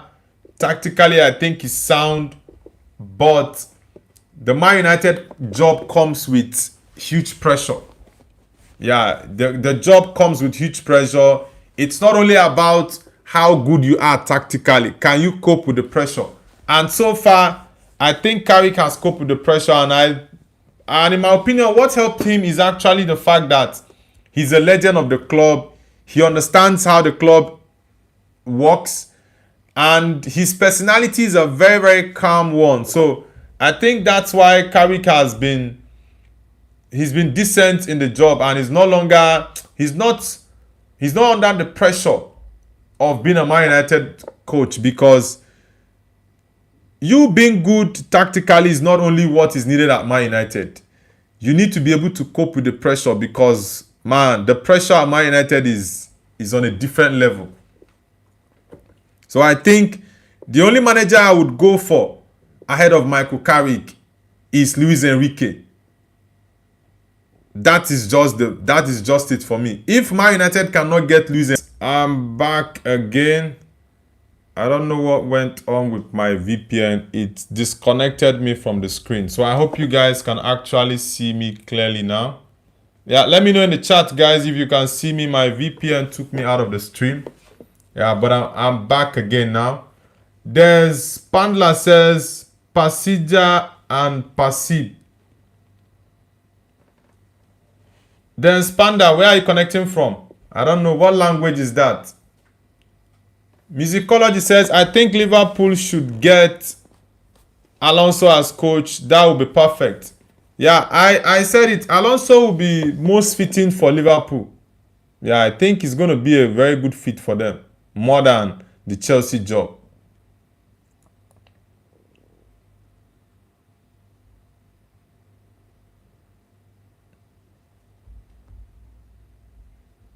Wow, what's up with my... Guys, please let me know in the chat if you can actually see me or hear me clearly. My VPN network has been acting up since today. So please let me know in the chat if you can hear me and see me clearly as well. Let me be sure my network is okay now. Yeah, let me know in the chat. I think the next thing we are going to talk about is the Barcelona manager signing a new contract.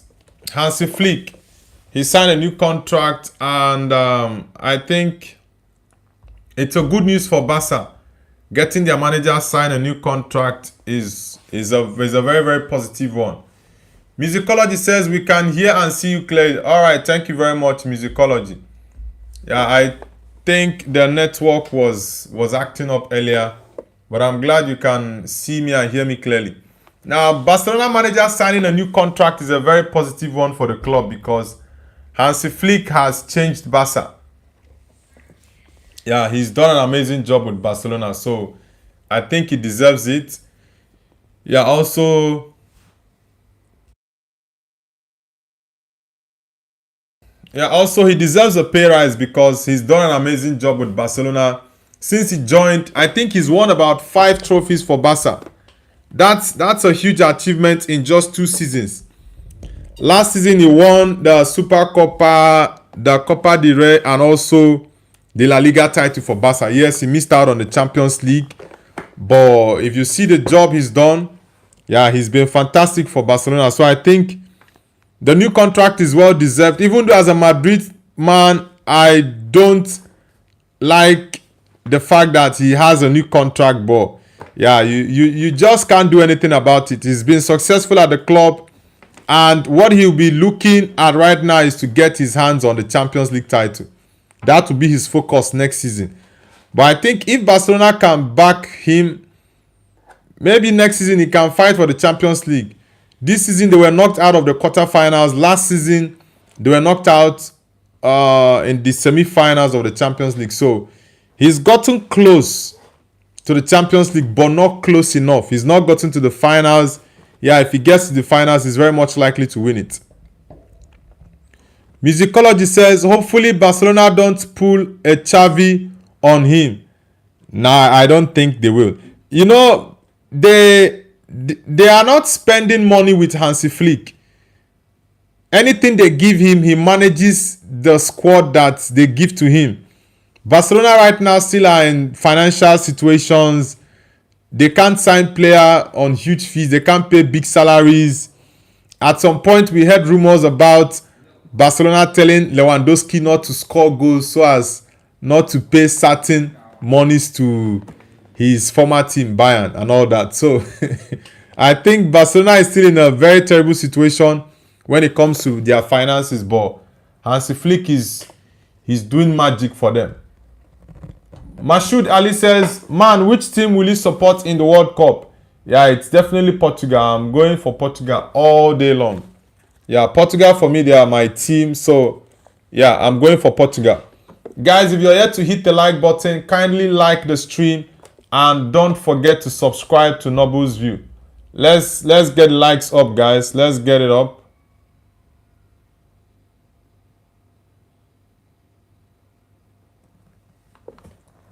Let's get the likes up, guys.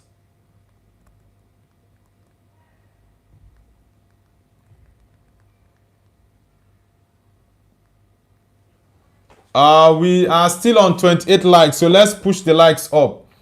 Tochuku says, Gueye and Semenyo are the two best players in January in Premier League, and I love the way Man City. Yeah, Maguire and Semenyo have been great. I think it's very much, I know they are not the same level, but it's very much close to and it's very much close to what Man United did when they got, I think, was it Evra and Vidic? Yeah, I think they were gotten in the January transfer window. Yeah, I think, Evra and Vidic were signed in the January transfer window, if I'm not mistaken.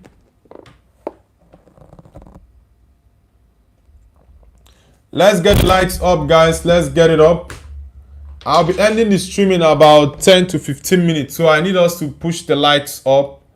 Let's push the likes up. Musicology says, the only way Portugal win the World Cup is if CR7 doesn't play. He's too old. CR7, whether he plays or not, the Portugal team is still very solid. Yeah, Portugal has a very, very strong squad. But I think, of course, Ronaldo is going to be key to their World Cup journey. He's definitely going to be key. But regardless of his age, he's still scoring goals both for the national team and for his club. Yeah, and I hope with Bruno's form, maybe he has to impact positively on the Portuguese national team. But let's see what happens, though. Let's see what happens.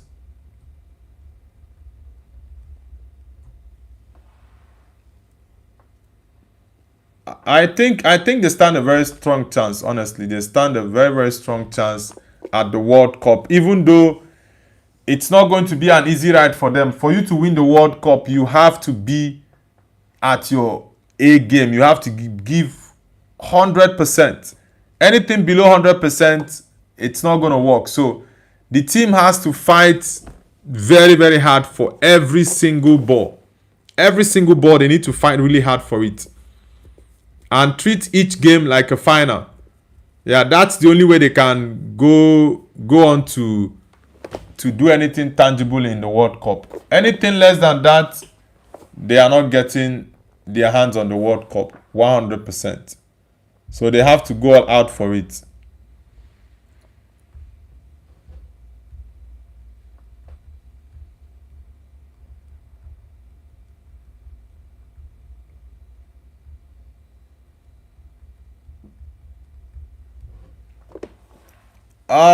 For those who are just joining us for the first time, this is our daily morning show where we discuss all about football, regardless of the team you support. It's not only a Man United channel. We have people who support different teams on the channel.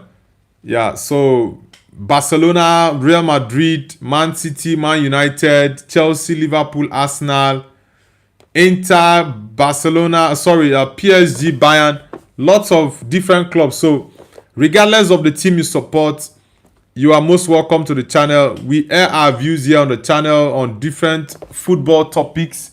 Yeah, so anywhere you're connecting from, just join the family. And yeah, we do this every morning.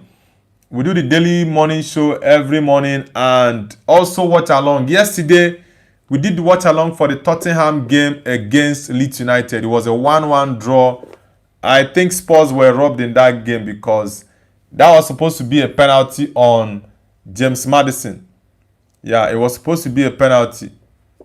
But yeah, we all know how inconsistent the Premier League officials are when it comes to officiating.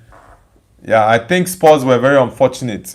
And tomorrow I'll be doing a live watch along for the Man City game against Crystal Palace. And Deportivo Alaves is playing FC Barcelona. Yeah, we know Barca have been crowned as the champions of La Liga. But they still have, I think, is it 3 more games to play? Yeah, I think Barcelona still has 3 more games to play. So they want to have a perfect end to the season in La Liga.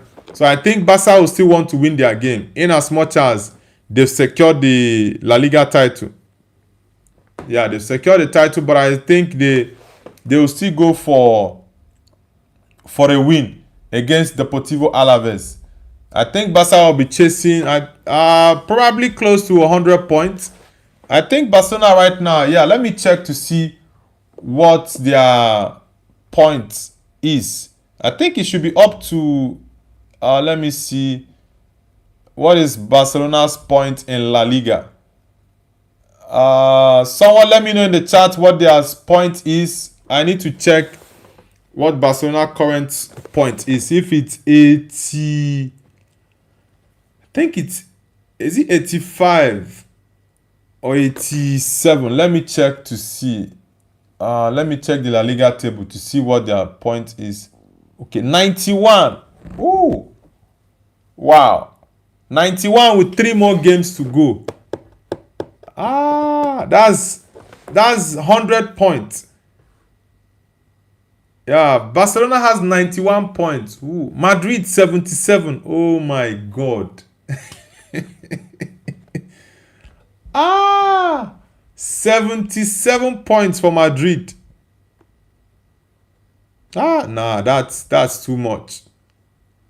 That's difference of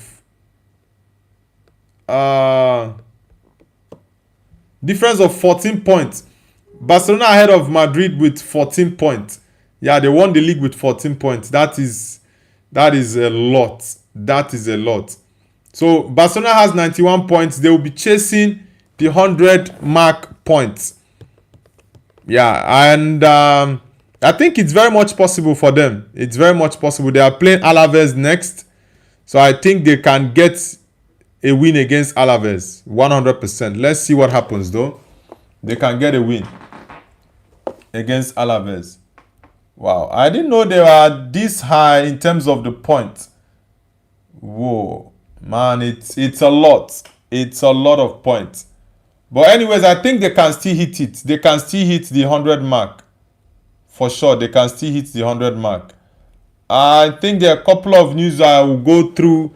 Then I'll end the stream in, let's say, yeah, probably in 10 10-12 minutes, I'll have to end the stream.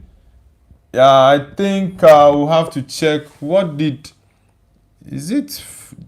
Okay, David Ornstein. Yeah, I already spoke about the Chelsea manager situation. They have looked at Xabi Alonso. They also consider to sign Andoni Iraola. So they are exploring their various options. Yeah, they are exploring their various options in terms of the manager. Yeah, Fabrizio posted that Xabi Alonso opens door to Premier League move this summer after initial contact with his agent. Chelsea have a short list with candidates for the job and aware of his availability. Same for Andoni Iraola, who wants to continue in Premier League. No decision yet on club. Yeah, on the club side. Yeah, like I said earlier, guys, the best candidate for the job at Chelsea has to be Andoni Iraola. Maybe if Xabi Alonso goes there, it will just be mainly for the finances. Yeah, because he would look at it. If I don't do well, they sack me, I get close to £30 million payoff. So I think that's going to be the case. But because the chaos at Chelsea now is just crazy. The manager has no say when it comes to signings. The manager has no say when it comes to signings. You just have to accept what is given to you. You don't complain. Honestly. Creative Bunny says, I wasted my time. I wasted 2 hours and 30 minutes last day. Where is that? Where did you waste your time? Creative Bunnies, where did you waste your time? Guys, if you're just joining us, let us know where you're connecting from and the football team you support. Okay, you mean, is it El Clasico? Are you referring to the El Clasico game? The El Clasico game was very, very annoying. Yeah, I didn't enjoy that game. Honestly, I did not enjoy that game. Madrid were playing so flat in the game. There was no form of seriousness from them. Honestly. It was a very, very terrible game to watch. I'm going to be honest. Rafael Tia says, Rashford won Spanish double before Mbappe. Rashford has had a decent season at Barcelona, honestly. I'm not going to lie. He's had a decent season with Barcelona. But Barcelona need to pay Man United for him. So they should get us the 30 million euros. Else we are going to sell him to Arsenal for 45-50 million pounds. So they should just hurry up. Yeah, they should hurry up and give us the money. Creative Bunny says those millionaire kids were terrible in the pitch. Yeah, the players... I think the chaos going on at Madrid right now is just terrible. I already read out the news that came out that Kylian Mbappe, when the training session was going on Saturday, and the team was actually separated, maybe those who will start and those who will come from the bench. Mbappe, a few minutes later, said he was feeling discomfort, that he was not going to be able to play. So it's just rumors coming out that Mbappe is dodging the game because of he was actually put on the bench. it's just crazy.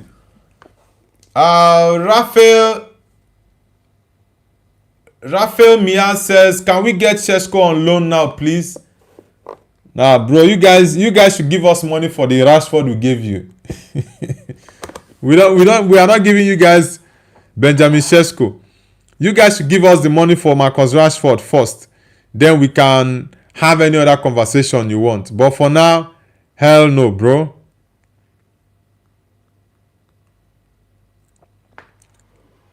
Creative Bunny says, Rashford never coming close to Mbappe's stats.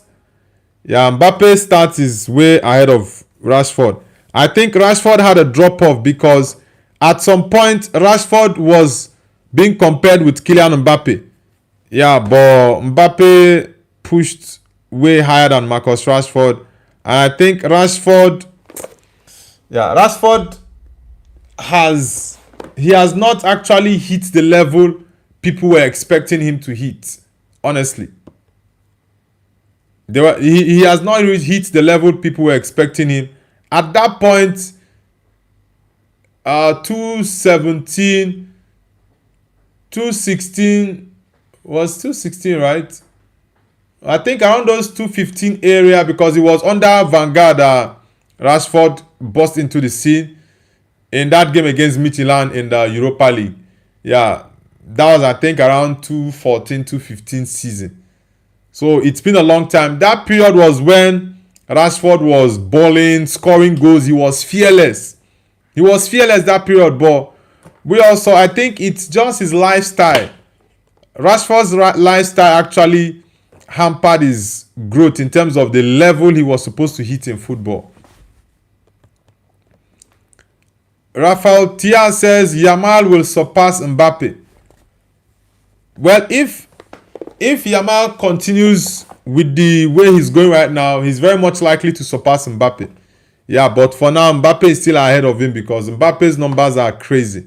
Mbappe has over 400, I think over 410 goals total in his career. That's a lot. And he still has about 8 years to play football at the top. He's currently 27 or 26, so he still has about 7 years left to play. Creative Bunny says, "Nah, man, once Mbappe was compared to Rashi, but everything changed." Yeah, that's what I said. At some point, Mbappe and Rashford were actually compared, but years later, Rashford became stagnant and Mbappe just went shot up ahead of him. So they are worlds apart now. Creative Bunny says, yeah, Yamal has the potential to surpass Mbappe. Let's see. Yeah, injuries are part of the game. We don't know if he will get injured and it will hamper his growth and development. We don't know that for sure. So let's see how it turns out to be. Rafael Tia says, I don't want to curse any young player by comparing with Messi or Ronaldo. Look what happened to Ansu Fati or others. Yeah, I think the hype that Ansu Fati got was too much. Barcelona put a €1 billion release clause on his contract. I think they did similar thing to Lamine Yamal. But the hype that Ansu Fati got that period was just so much. It was so much. Yeah, I think Yamal is more talented than Ansu Fati. Yeah, but the hype Fati got then was too much.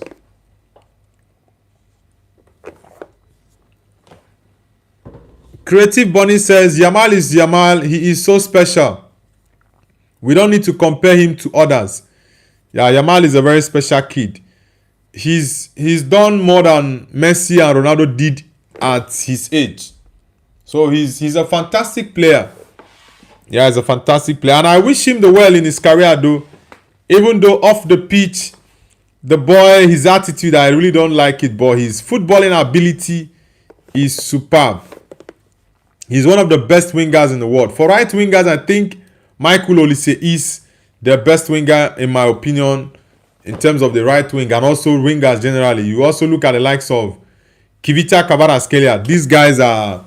These guys are pulling serious numbers out there in terms of goals and assists and their overall performance.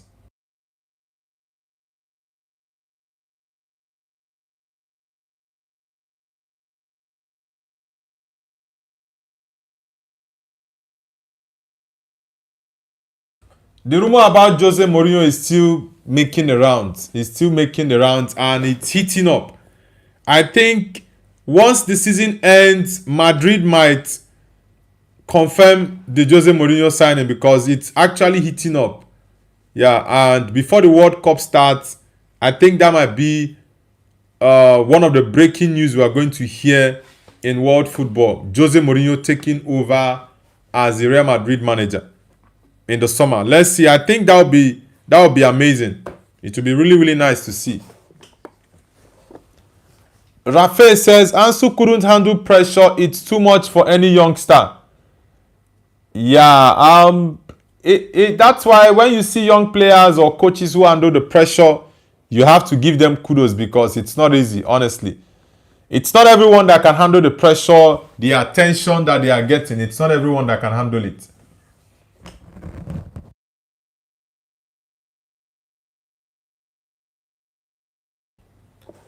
Creative Bunny says Yamal as a person, I don't like him, but the way he plays, I like Yamal even as a Madrid star.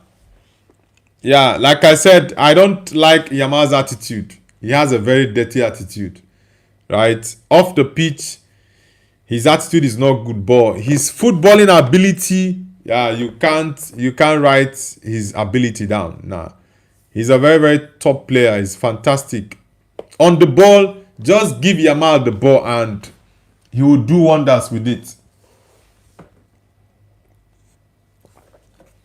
Rafael says, what about Pedri though? Now, Pedri is a top midfielder. He's one of the best midfielders in world football right now. Now, when you talk about like playmakers, the likes of Vitinha, Pedri, Kimmich is also very good with the touches and the passes. Yeah, Pedri is good. I like De Jong. I like his game. He's very, very creative. He's good on the ball.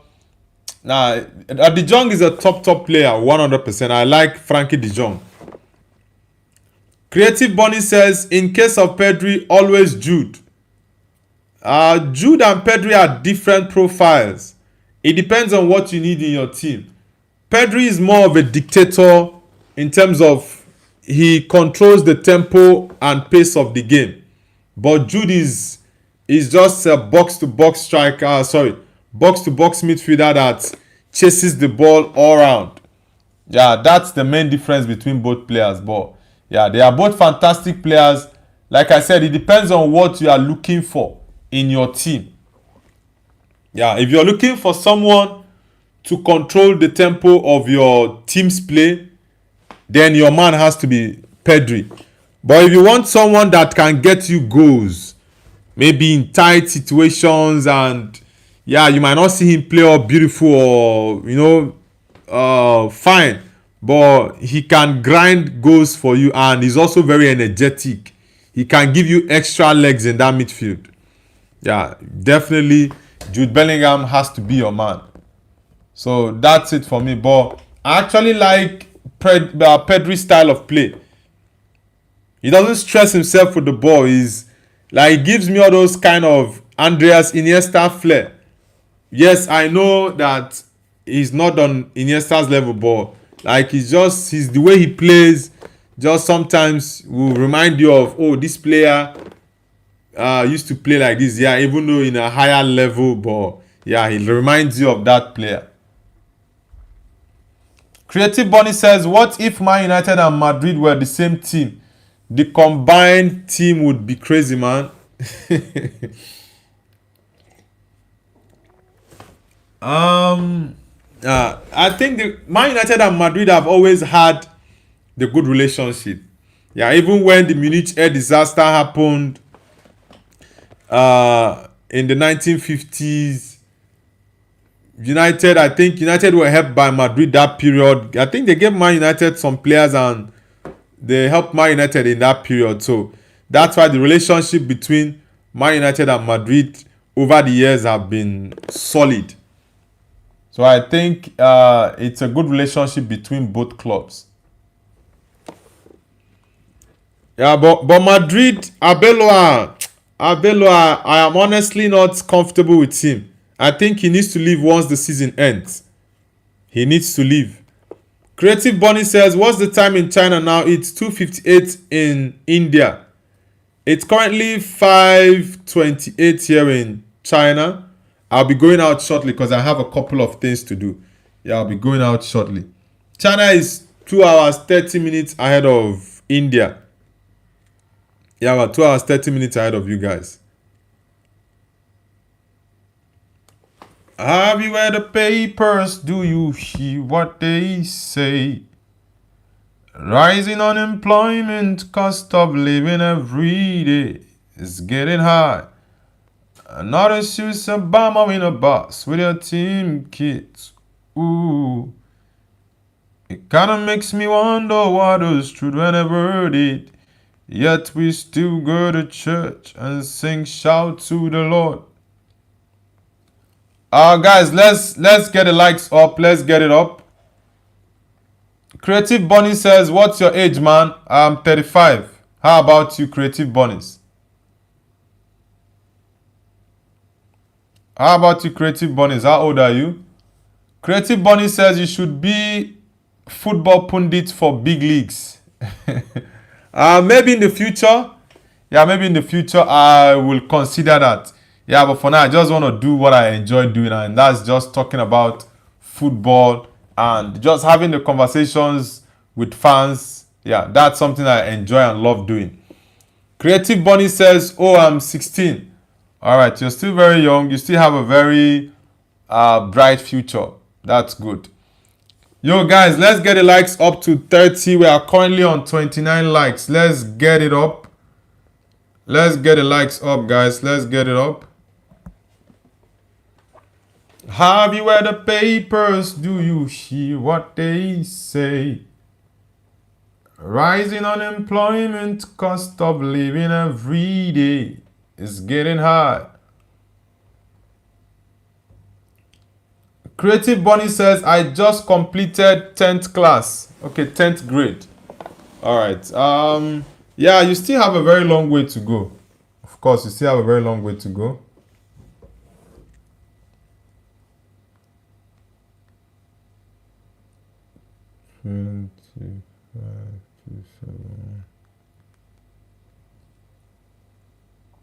Let's see.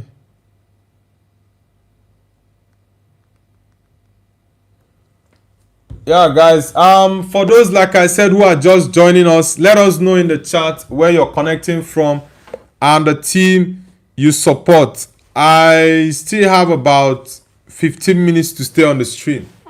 Yeah, I still have about 15 minutes to stay on the stream. So I want us to hit 40 likes, guys. Yeah, let's hit 40 likes and I'm going to end the stream in about 15 minutes. Because I still have a few 15 minutes to spare on the stream. Yeah, I have other businesses that I need to attend to. So, yeah, I'm working with my time.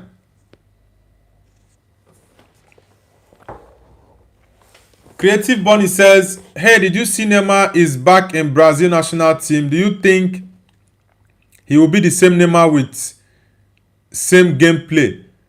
I don't think we will expect to see the Neymar we know 10 years ago, 7 years ago, or 6 years ago. I don't think it's going to be the same Neymar, but I think he's going to play a key role. Yeah, Neymar is not going to start all the games for Brazil. Any Neymar fan that is actually expecting that has too much expectations, right? I think Neymar's role is just going to be one. In terms of the dressing room, he is a key figure in that dressing room. Lots of these young players idolize Neymar Jr. So he's going to be a big boost in the dressing room in terms of, okay, the young players are going to respect him. He's going to be a leader in the team. Yes, he cannot play all the group stage games. He can't. Right? He will just come in here and there when the team needs him. Maybe some games he might start, some games he might come up the bench. So these are things that people need to understand. And you will not expect him to be so good with the dribbling he was doing. I think now he will do more of creativity. Yeah, he will do more of creativity in terms of getting all those assists or pre-assists. Because physically, Neymar is not the same player he was 10, 12 years ago. It's not. Because he's had lots of injuries in the past couple of years, and that has hampered his game for a long time. So, he's not going to be that same Neymar Jr. But, of course, sometimes we can see the flair. We are definitely going to see the flair from him at the World Cup. But I expect to, I still expect to see a little bit of the flair that we've always known him for, but not as 10, 12 years ago. Nah, it's not going to be the same. For sure, it's not. Creative Bunny says, Neymar is very famous in India, especially in West Bengal and Bangladesh too. Really? Neymar is very famous all around the world. He's a very popular player. When he was at the top of his game in Barcelona, even when he went to PSG, Neymar was still very, very popular. I know recently he's had a drop off because of the injuries that he's got, but I think Neymar is a top player. Yeah, that was why when he was disrespected by the English pundits and legends, I didn't like it when I think Rooney and the likes were talking crazy stuff about Neymar Jr. Will T310 says, come on, Man United. Yeah, United for life, bro. Are you connecting from the UK, Will?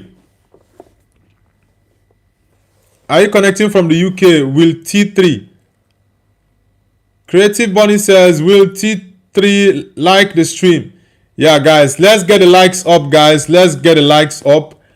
I want us to hit 40 likes before I end the stream. I want to end the stream in about 12-13 minutes. So let's get the likes up, guys. Let's get it up. And if you're new to the channel, don't forget to subscribe to Noble's View. Don't forget to subscribe, guys. Ole ku, tell me something where I know fit to. Mo pop malo too. Yeah, guys, let's get the likes up. We're on 31 likes now, so let's get it up to 40 likes. I want us to hit 40 before I end the stream. So 9 more likes to go, so we hit 40. And yeah, tomorrow morning I'll be on the stream, and also for the watch along tomorrow.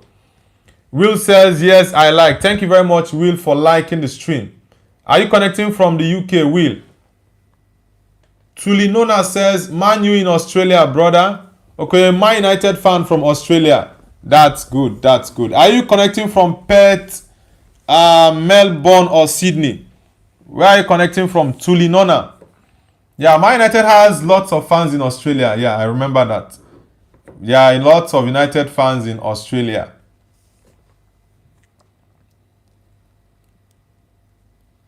Guys, if you're just joining, hit the like button and subscribe to Noble's View. Let's get the likes up. Yeah, I want us to hit 40 likes.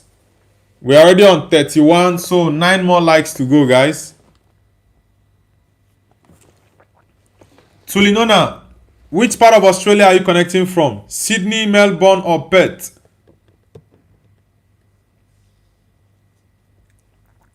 Funky Sam says, what are you watching? Still doing the morning show. I'm ending it shortly. Like I said, in less than 15 minutes, I'll be ending the morning show. So let's get the likes up to 40, guys. We're on 31 now. Funky Sam, okay, I've read that. Tulinona says, Townsville, Queensland. Okay, Queensland. Okay, Queensland. I don't think I've heard the name of that city before. Queensland.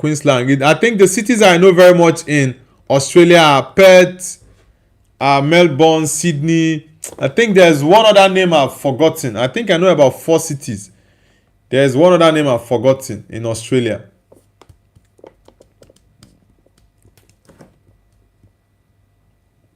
Will and Tulinona, what do you guys think about Michael Carrick? Do you think he should get the job, or Man United should go for someone else? And who is the someone else you're actually looking for Man United to sign on a permanent basis in the summer?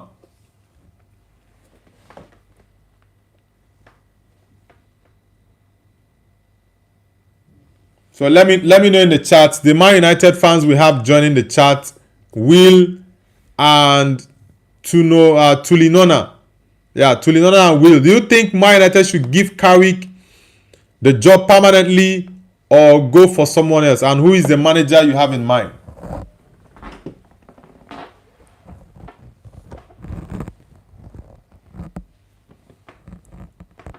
Tulinona says Northern States, brother, above New South Wales. Okay. Yeah, Australia, I really do like Australia. Sometime in the future, I definitely would want to come for a visit in Australia.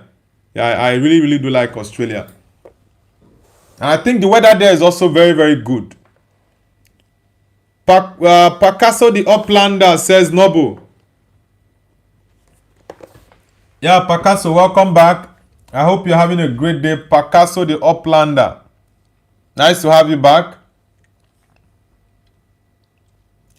Tulinona says maybe give it to him as an interim coach and see how he goes. Time to look for another coach. Okay, you want us to get another coach. All right. So who is your preferred candidate for the Man United job? Oliman says hi. Oliman, where are you connecting from? Oliman, where are you connecting from? Okay, you're a Man United fan. Okay. Oliman, nice to have you on the channel. Eze says hello. Eze, welcome back. Okay, Oliman, you're from New Zealand. Alright, we have a New Zealander in the chat. Yeah, I think about 2 months ago, I used to have lots of New Zealanders join the channel, but I think it dropped. Yeah, but since last week, I've had 1 or 2 New Zealanders join. Messi says, why do you support Man United? Why do I support Man United? I support Man United because Man United is the club that made me fall in love with football. Yeah. So that's why I love Man United. Picasso the Uplander says, Carrick, Keane or Giggs, no one else. I don't need Giggs. I don't need Roy Keane as a manager. I think the perfect fit for Man United right now is Michael Carrick. I know people might have divergent views, but I think he's done enough at the club within this short space of time to deserve the job. So I think he should get it, and he copes well under the pressure, which is very important. Oliman says because it's the best team of all, we are doing quite well in the Premier League games. Yeah, Man United is doing very well in the Premier League, and looking at where we were last season, we finished 15th, and at the end of the season we are currently 3rd. I think we'll finish 3rd when the season ends because Liverpool couldn't win a dead Chelsea. At least if Liverpool had won Chelsea, they would have come within a close touching distance to Man United, but they couldn't win Chelsea. They drew. Man United also drew 1-1. Yeah, so it was just crazy. Man United drew 0-0. Sorry, not 1-1 because we didn't concede a goal. Messi says, but Arsenal is better than Man United. Arsenal is not better than Man United. Yes, currently Arsenal is doing well, but overall you cannot say Arsenal is better than Man United. Hell no, bro. That's not possible. Nona says Roy Keane will be wide, but after Carrick we should have plenty of time to pick the right coach. Sir Alex Ferguson should be involved with coach selection.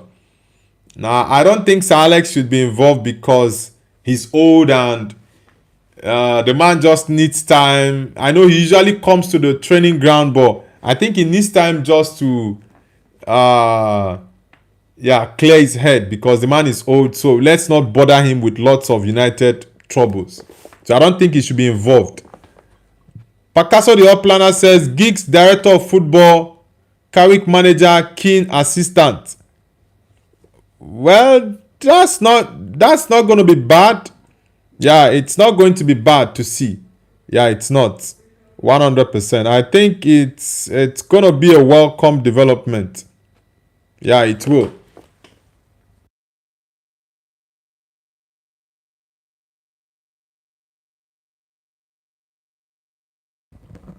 When Ferreira says there has been a lot of legends at Manchester United. Yeah, Man United has lots of legends, and they are very much active in the media space right now. The likes of Scholes, Gary Neville, Ferdinand, Roy Keane, Owen Hargreaves. I know Michael Owen is a Liverpool and Man United man. Who else? For Arsenal, you have the likes of Ian Wright, Martin Keown, Theo Walcott sometimes. Then for Chelsea, Liverpool is Sturridge, Gallagher, Graham Souness. Who else? Chelsea hardly have lots of people in the media. Okay, Frank Lampard is a coach. Who else?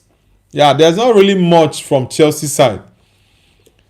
Sejagala says, yo, hi bro, what are you discussing about? Cause I just joined. Yeah, well, I think we started the stream with lots of conversations. The whole Chelsea new manager situation, Alonso being looked at by Chelsea, also in Andoni Iraola on the list, Madrid and Jose, the Kylian Mbappe stuff over the weekend on him refusing to play the El Clasico. He framed his injury and all that. So many talks, and also the awards to the French players. Messi says many people are saying Yamal is better than Ronaldo because of La Liga titles. Do you agree with this statement?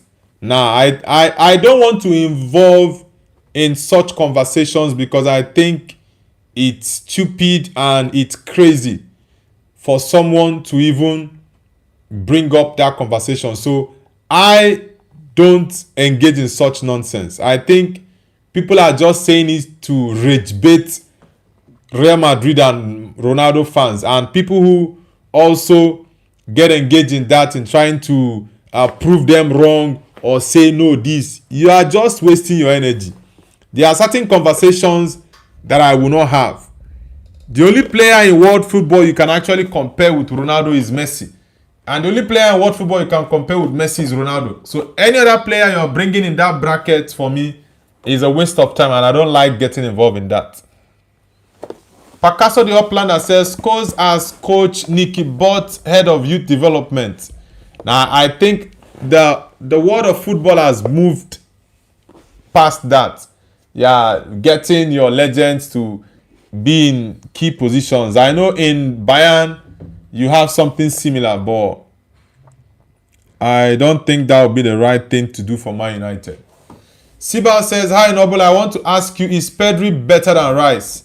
Yeah, I think Pedri is better than Rice. Pedri, of course, is better than Rice. Rice is a good midfielder, but I would pick Pedri over Rice all days of the week. When Ferreira says Ronaldo was a legend. Yeah, Ronaldo is still a legend. That's why there are certain conversations I will not get myself involved in 100%. I just can't involve myself in certain conversations. Sergio says, do you think Barca will reach 100 points in La Liga this season? Yeah, I think it's possible. I just checked. Barcelona have 91 points. So they need to win their next 3 games to hit 100 points. Is it possible? Of course, I think it's possible. So let's see what happens at the end of the season if they are going to win all 3 games to hit 100 points.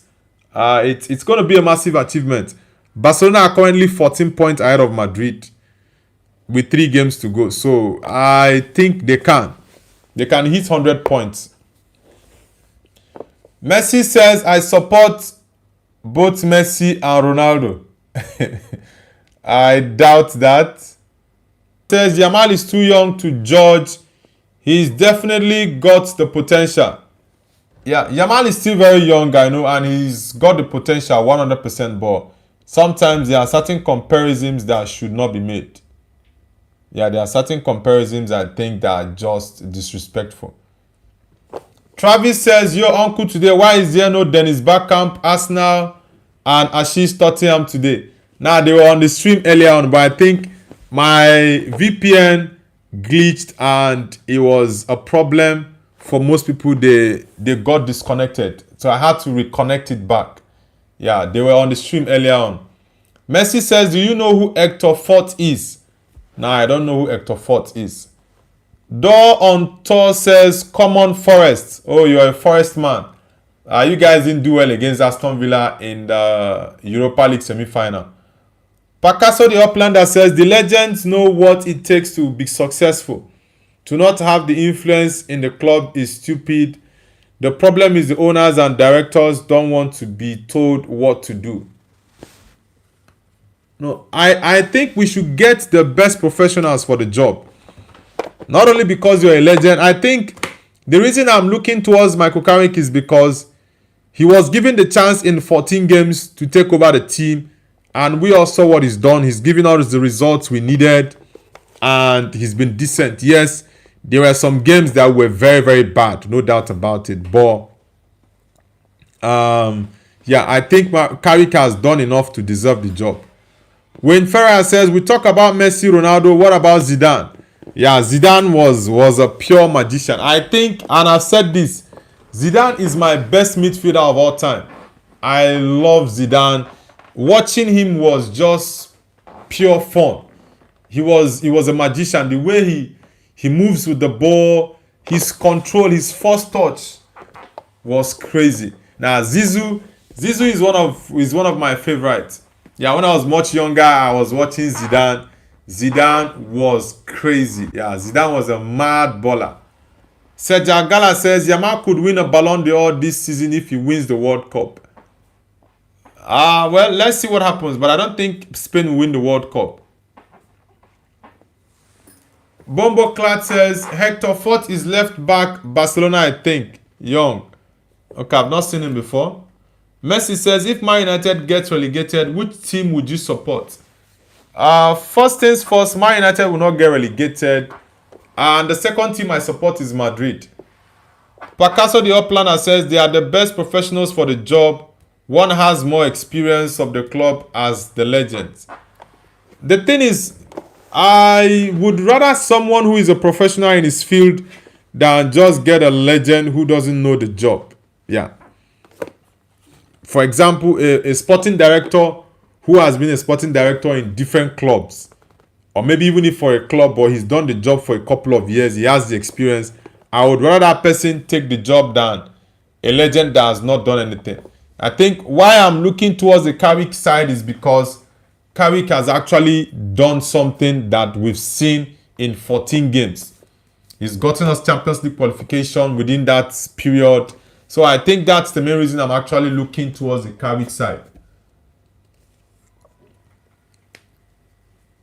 Kat Bomboclat says, I think there are too many Manchester United pundits. Only Rooney, Owen and Roy Keane are good. Rest are biased and need to be replaced by other club players.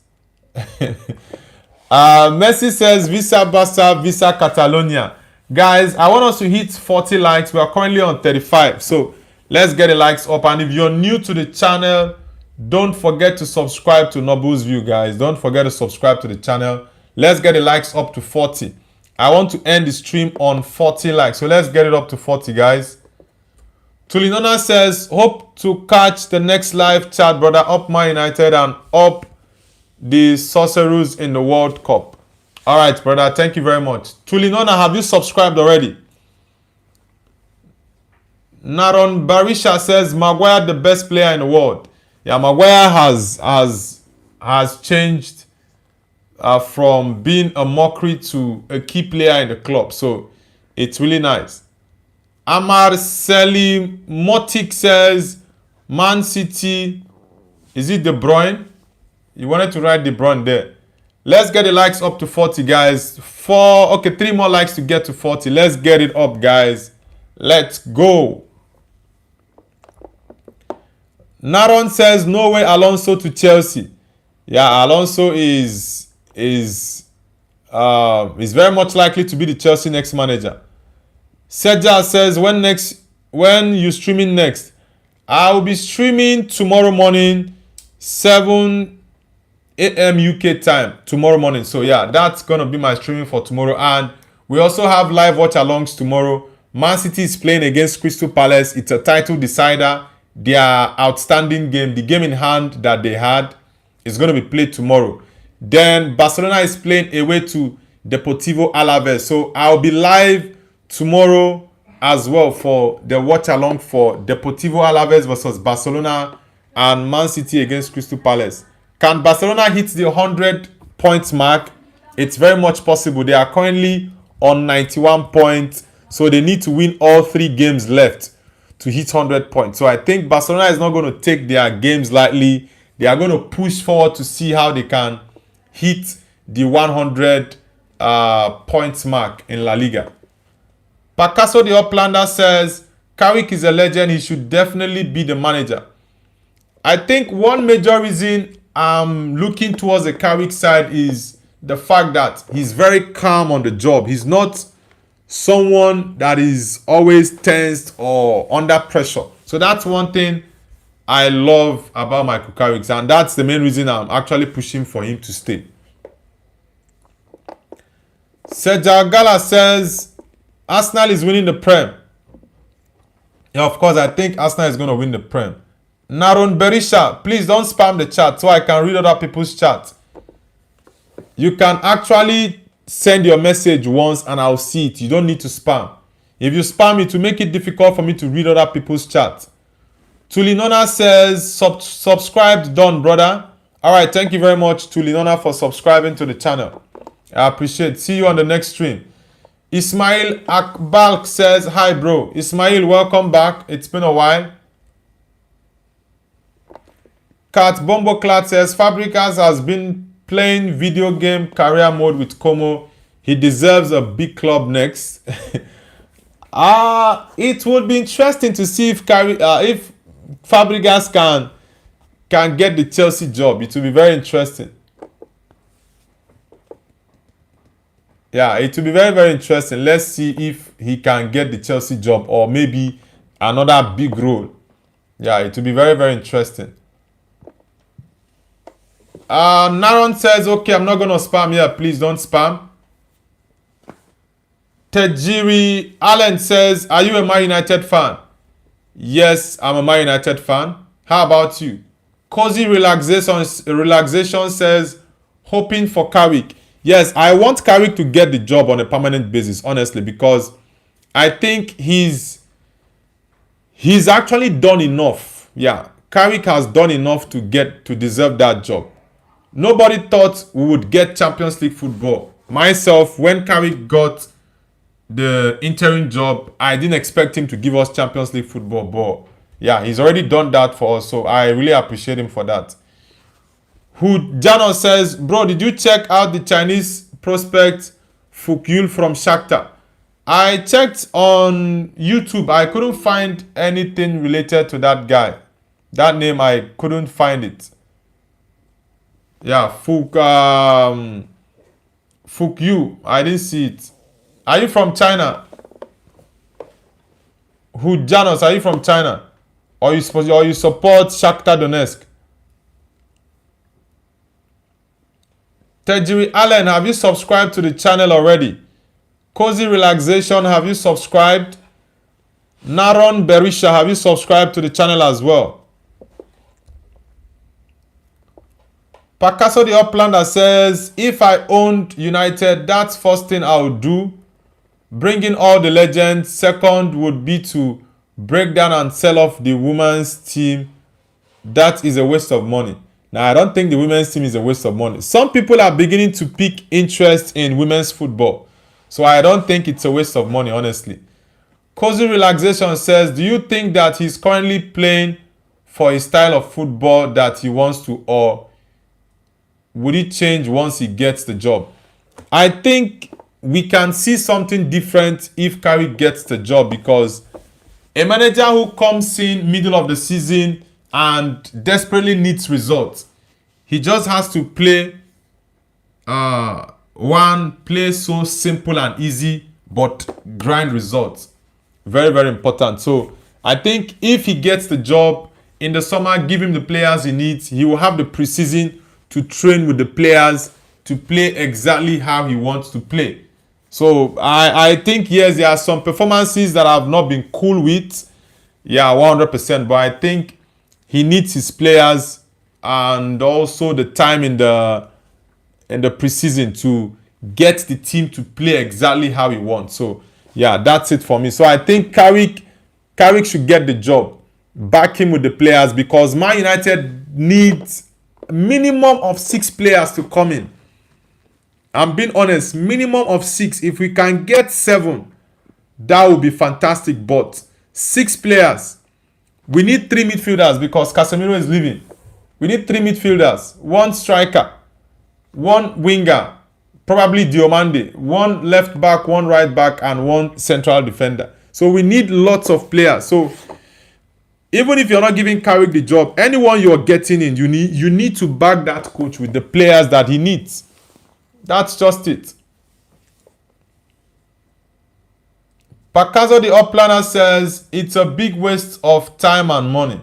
Now, people are beginning to watch women football. Yes, I know I've not been watching women football, but I think I know a couple of friends that watch women football. Cozy Relaxation says, what players would you like to see us sign? How about Mickey van der Ven?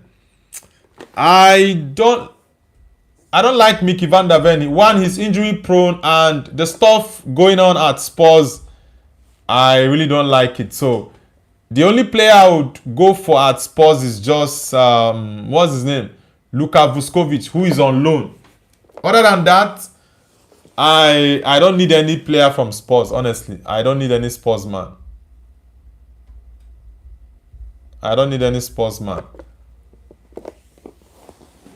Then, talking about players I want Man United to sign, I am looking towards Diomande of RB Leipzig. If we can get Julian Alvarez, I think that might be a stretch. Yeah, Man United might not be able to afford him for now.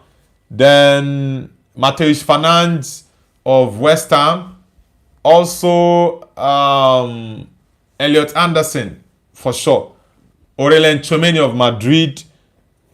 Munoz of Crystal Palace. Lewis Hall of Newcastle. And if we are to get 1 centre-back, I will go for Ballard or Luka Vuskovic. Debo One says, see my United fan where supported the sacking of several world-class coaches. They give advice on coaches. Noble view, I go change them for you. Bro, at least I don't see enough for football where I know say, yeah, this coach fit do well. The other one fit do well. After all, football club officials and sporting directors will spend millions to sign a coach where they go think say go do well. At the end of the day, the coach no go do well. Imagine Chelsea now. Chelsea spent over 25 or 24 million pounds to pay off Liam Rossinier, who they thought was going to be a success at Chelsea, and gave him a 6-year contract. Is that that one not be juju be that? Picasso says, because you have a couple of friends that watches proves my point. It's a massive waste of money. Nah, come on, bro. Women football is growing. Yeah, it's better than it was 5-10 years ago. 100%. If you check, for example, the FA Cup final, like the Women's FA Cup final, or the attendance, the views, the viewership that the women football have now, it's better than it was 10-15 years ago, or even 5 years ago. So women football is actually improving. The fact that I've not started watching it often doesn't mean that it's rubbish or it's a waste of money. Nah, I don't think so. I think in the next 5 years, I watched the last Women's World Cup. Yeah, I watched it. I also watched the last African Cup of Nations for the women. I watched it, the WAFCON. So I have not watched lots of women's game recently. Like in 1 or 2 years, I've not watched lots of it, but just here and there, I watch their games bit by bit. Sometimes I just see their clips online, like the Man United team. Sometimes I just maybe, if I get notifications on Man United official app, I just go maybe breeze in and breeze out.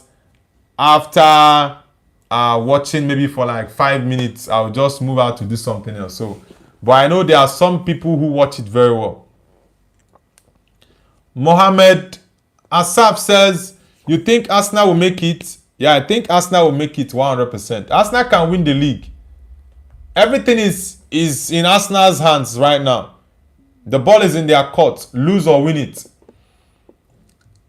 Exo Brutal says, what if we bring back De Gea as a backup goalkeeper? Now, I think we should just move on from De Gea. Yeah, I think we should move on from him. Cozy says we'll need a really good left back. Yeah, I think Luke Shaw has to go. Yeah, I think Luke Shaw has to go. We need a very, very good left back. You're very correct. Cozy Relaxation. And Lewis Hall for me will be the perfect fit for it. He can cross. Defensively, he's solid. He can also attack. He can play free kicks. He can play corner kicks. So I think Lewis Hall is the best candidate for me when it comes to a left back. Yeah. Travis for life says, Uncle, why don't you enable super chat? I'm working on that actually. We are almost on that level. Let's say maybe in a couple of days, before 1 week or 2 weeks, we might get to the threshold of being able to receive super chats and super stickers on the channel. So once that is activated, I will definitely let the chat know. So for those who want to support the channel by super chat or super stickers, can definitely do that. Yeah, thank you very much for asking, Travis. Intergalactic says, would you rather Nigeria win World Cup or Man United win Champions League? Yeah, of course I would want my country to win the World Cup more than Man United winning the Champions League. So yeah, that's it. Because I know we already won the Champions League, right? But my country hasn't won the World Cup. So I would rather we win the World Cup. Hugh Jano says, if Luke Shaw goes, Man United should go Molester from Coventry, top quality left back. From Coventry City. Well, I don't know the kid, but maybe I can check him out later to see what his game is like. But I would rather go for a player that I've watched for long, that I know what his game is like. Yeah, that's why I said Lewis Hall of Newcastle United. Even though I know it's going to cost lots of money, because Newcastle spent, I think, around 40 million or 45 million pounds to sign him from Chelsea. So I think it's going to be a very, very good signing for Man United. Travis says, bro, why are you clip farming hog? Okay. All right, guys. Thank you all very much. I would have to end the stream at this point because I have a couple of things I need to go attend to. But I'll be back for the morning show, 7 a.m. UK time tomorrow, and also watch along for the Man City Crystal Palace game and Alaves Barcelona. I'm not sure if I'm going to be available for the Al Nassr game against Al Hilal, because Al Nassr is playing Al Hilal, so it's a title decider game. I'm still not sure if I'm going to go live for that game now. I'm still not very sure, but if I have the time, then I'll go live for the Al Nassr game against Al Hilal. But I would love to see Ronaldo lift the trophy today. Yeah, so I'll see you all guys later, maybe tonight or tomorrow morning. But I'll try my best to see if I can be available for the Al Nassr game against Al Hilal today. So guys, enjoy the rest of your day, and thank you all so much for the support. Take care.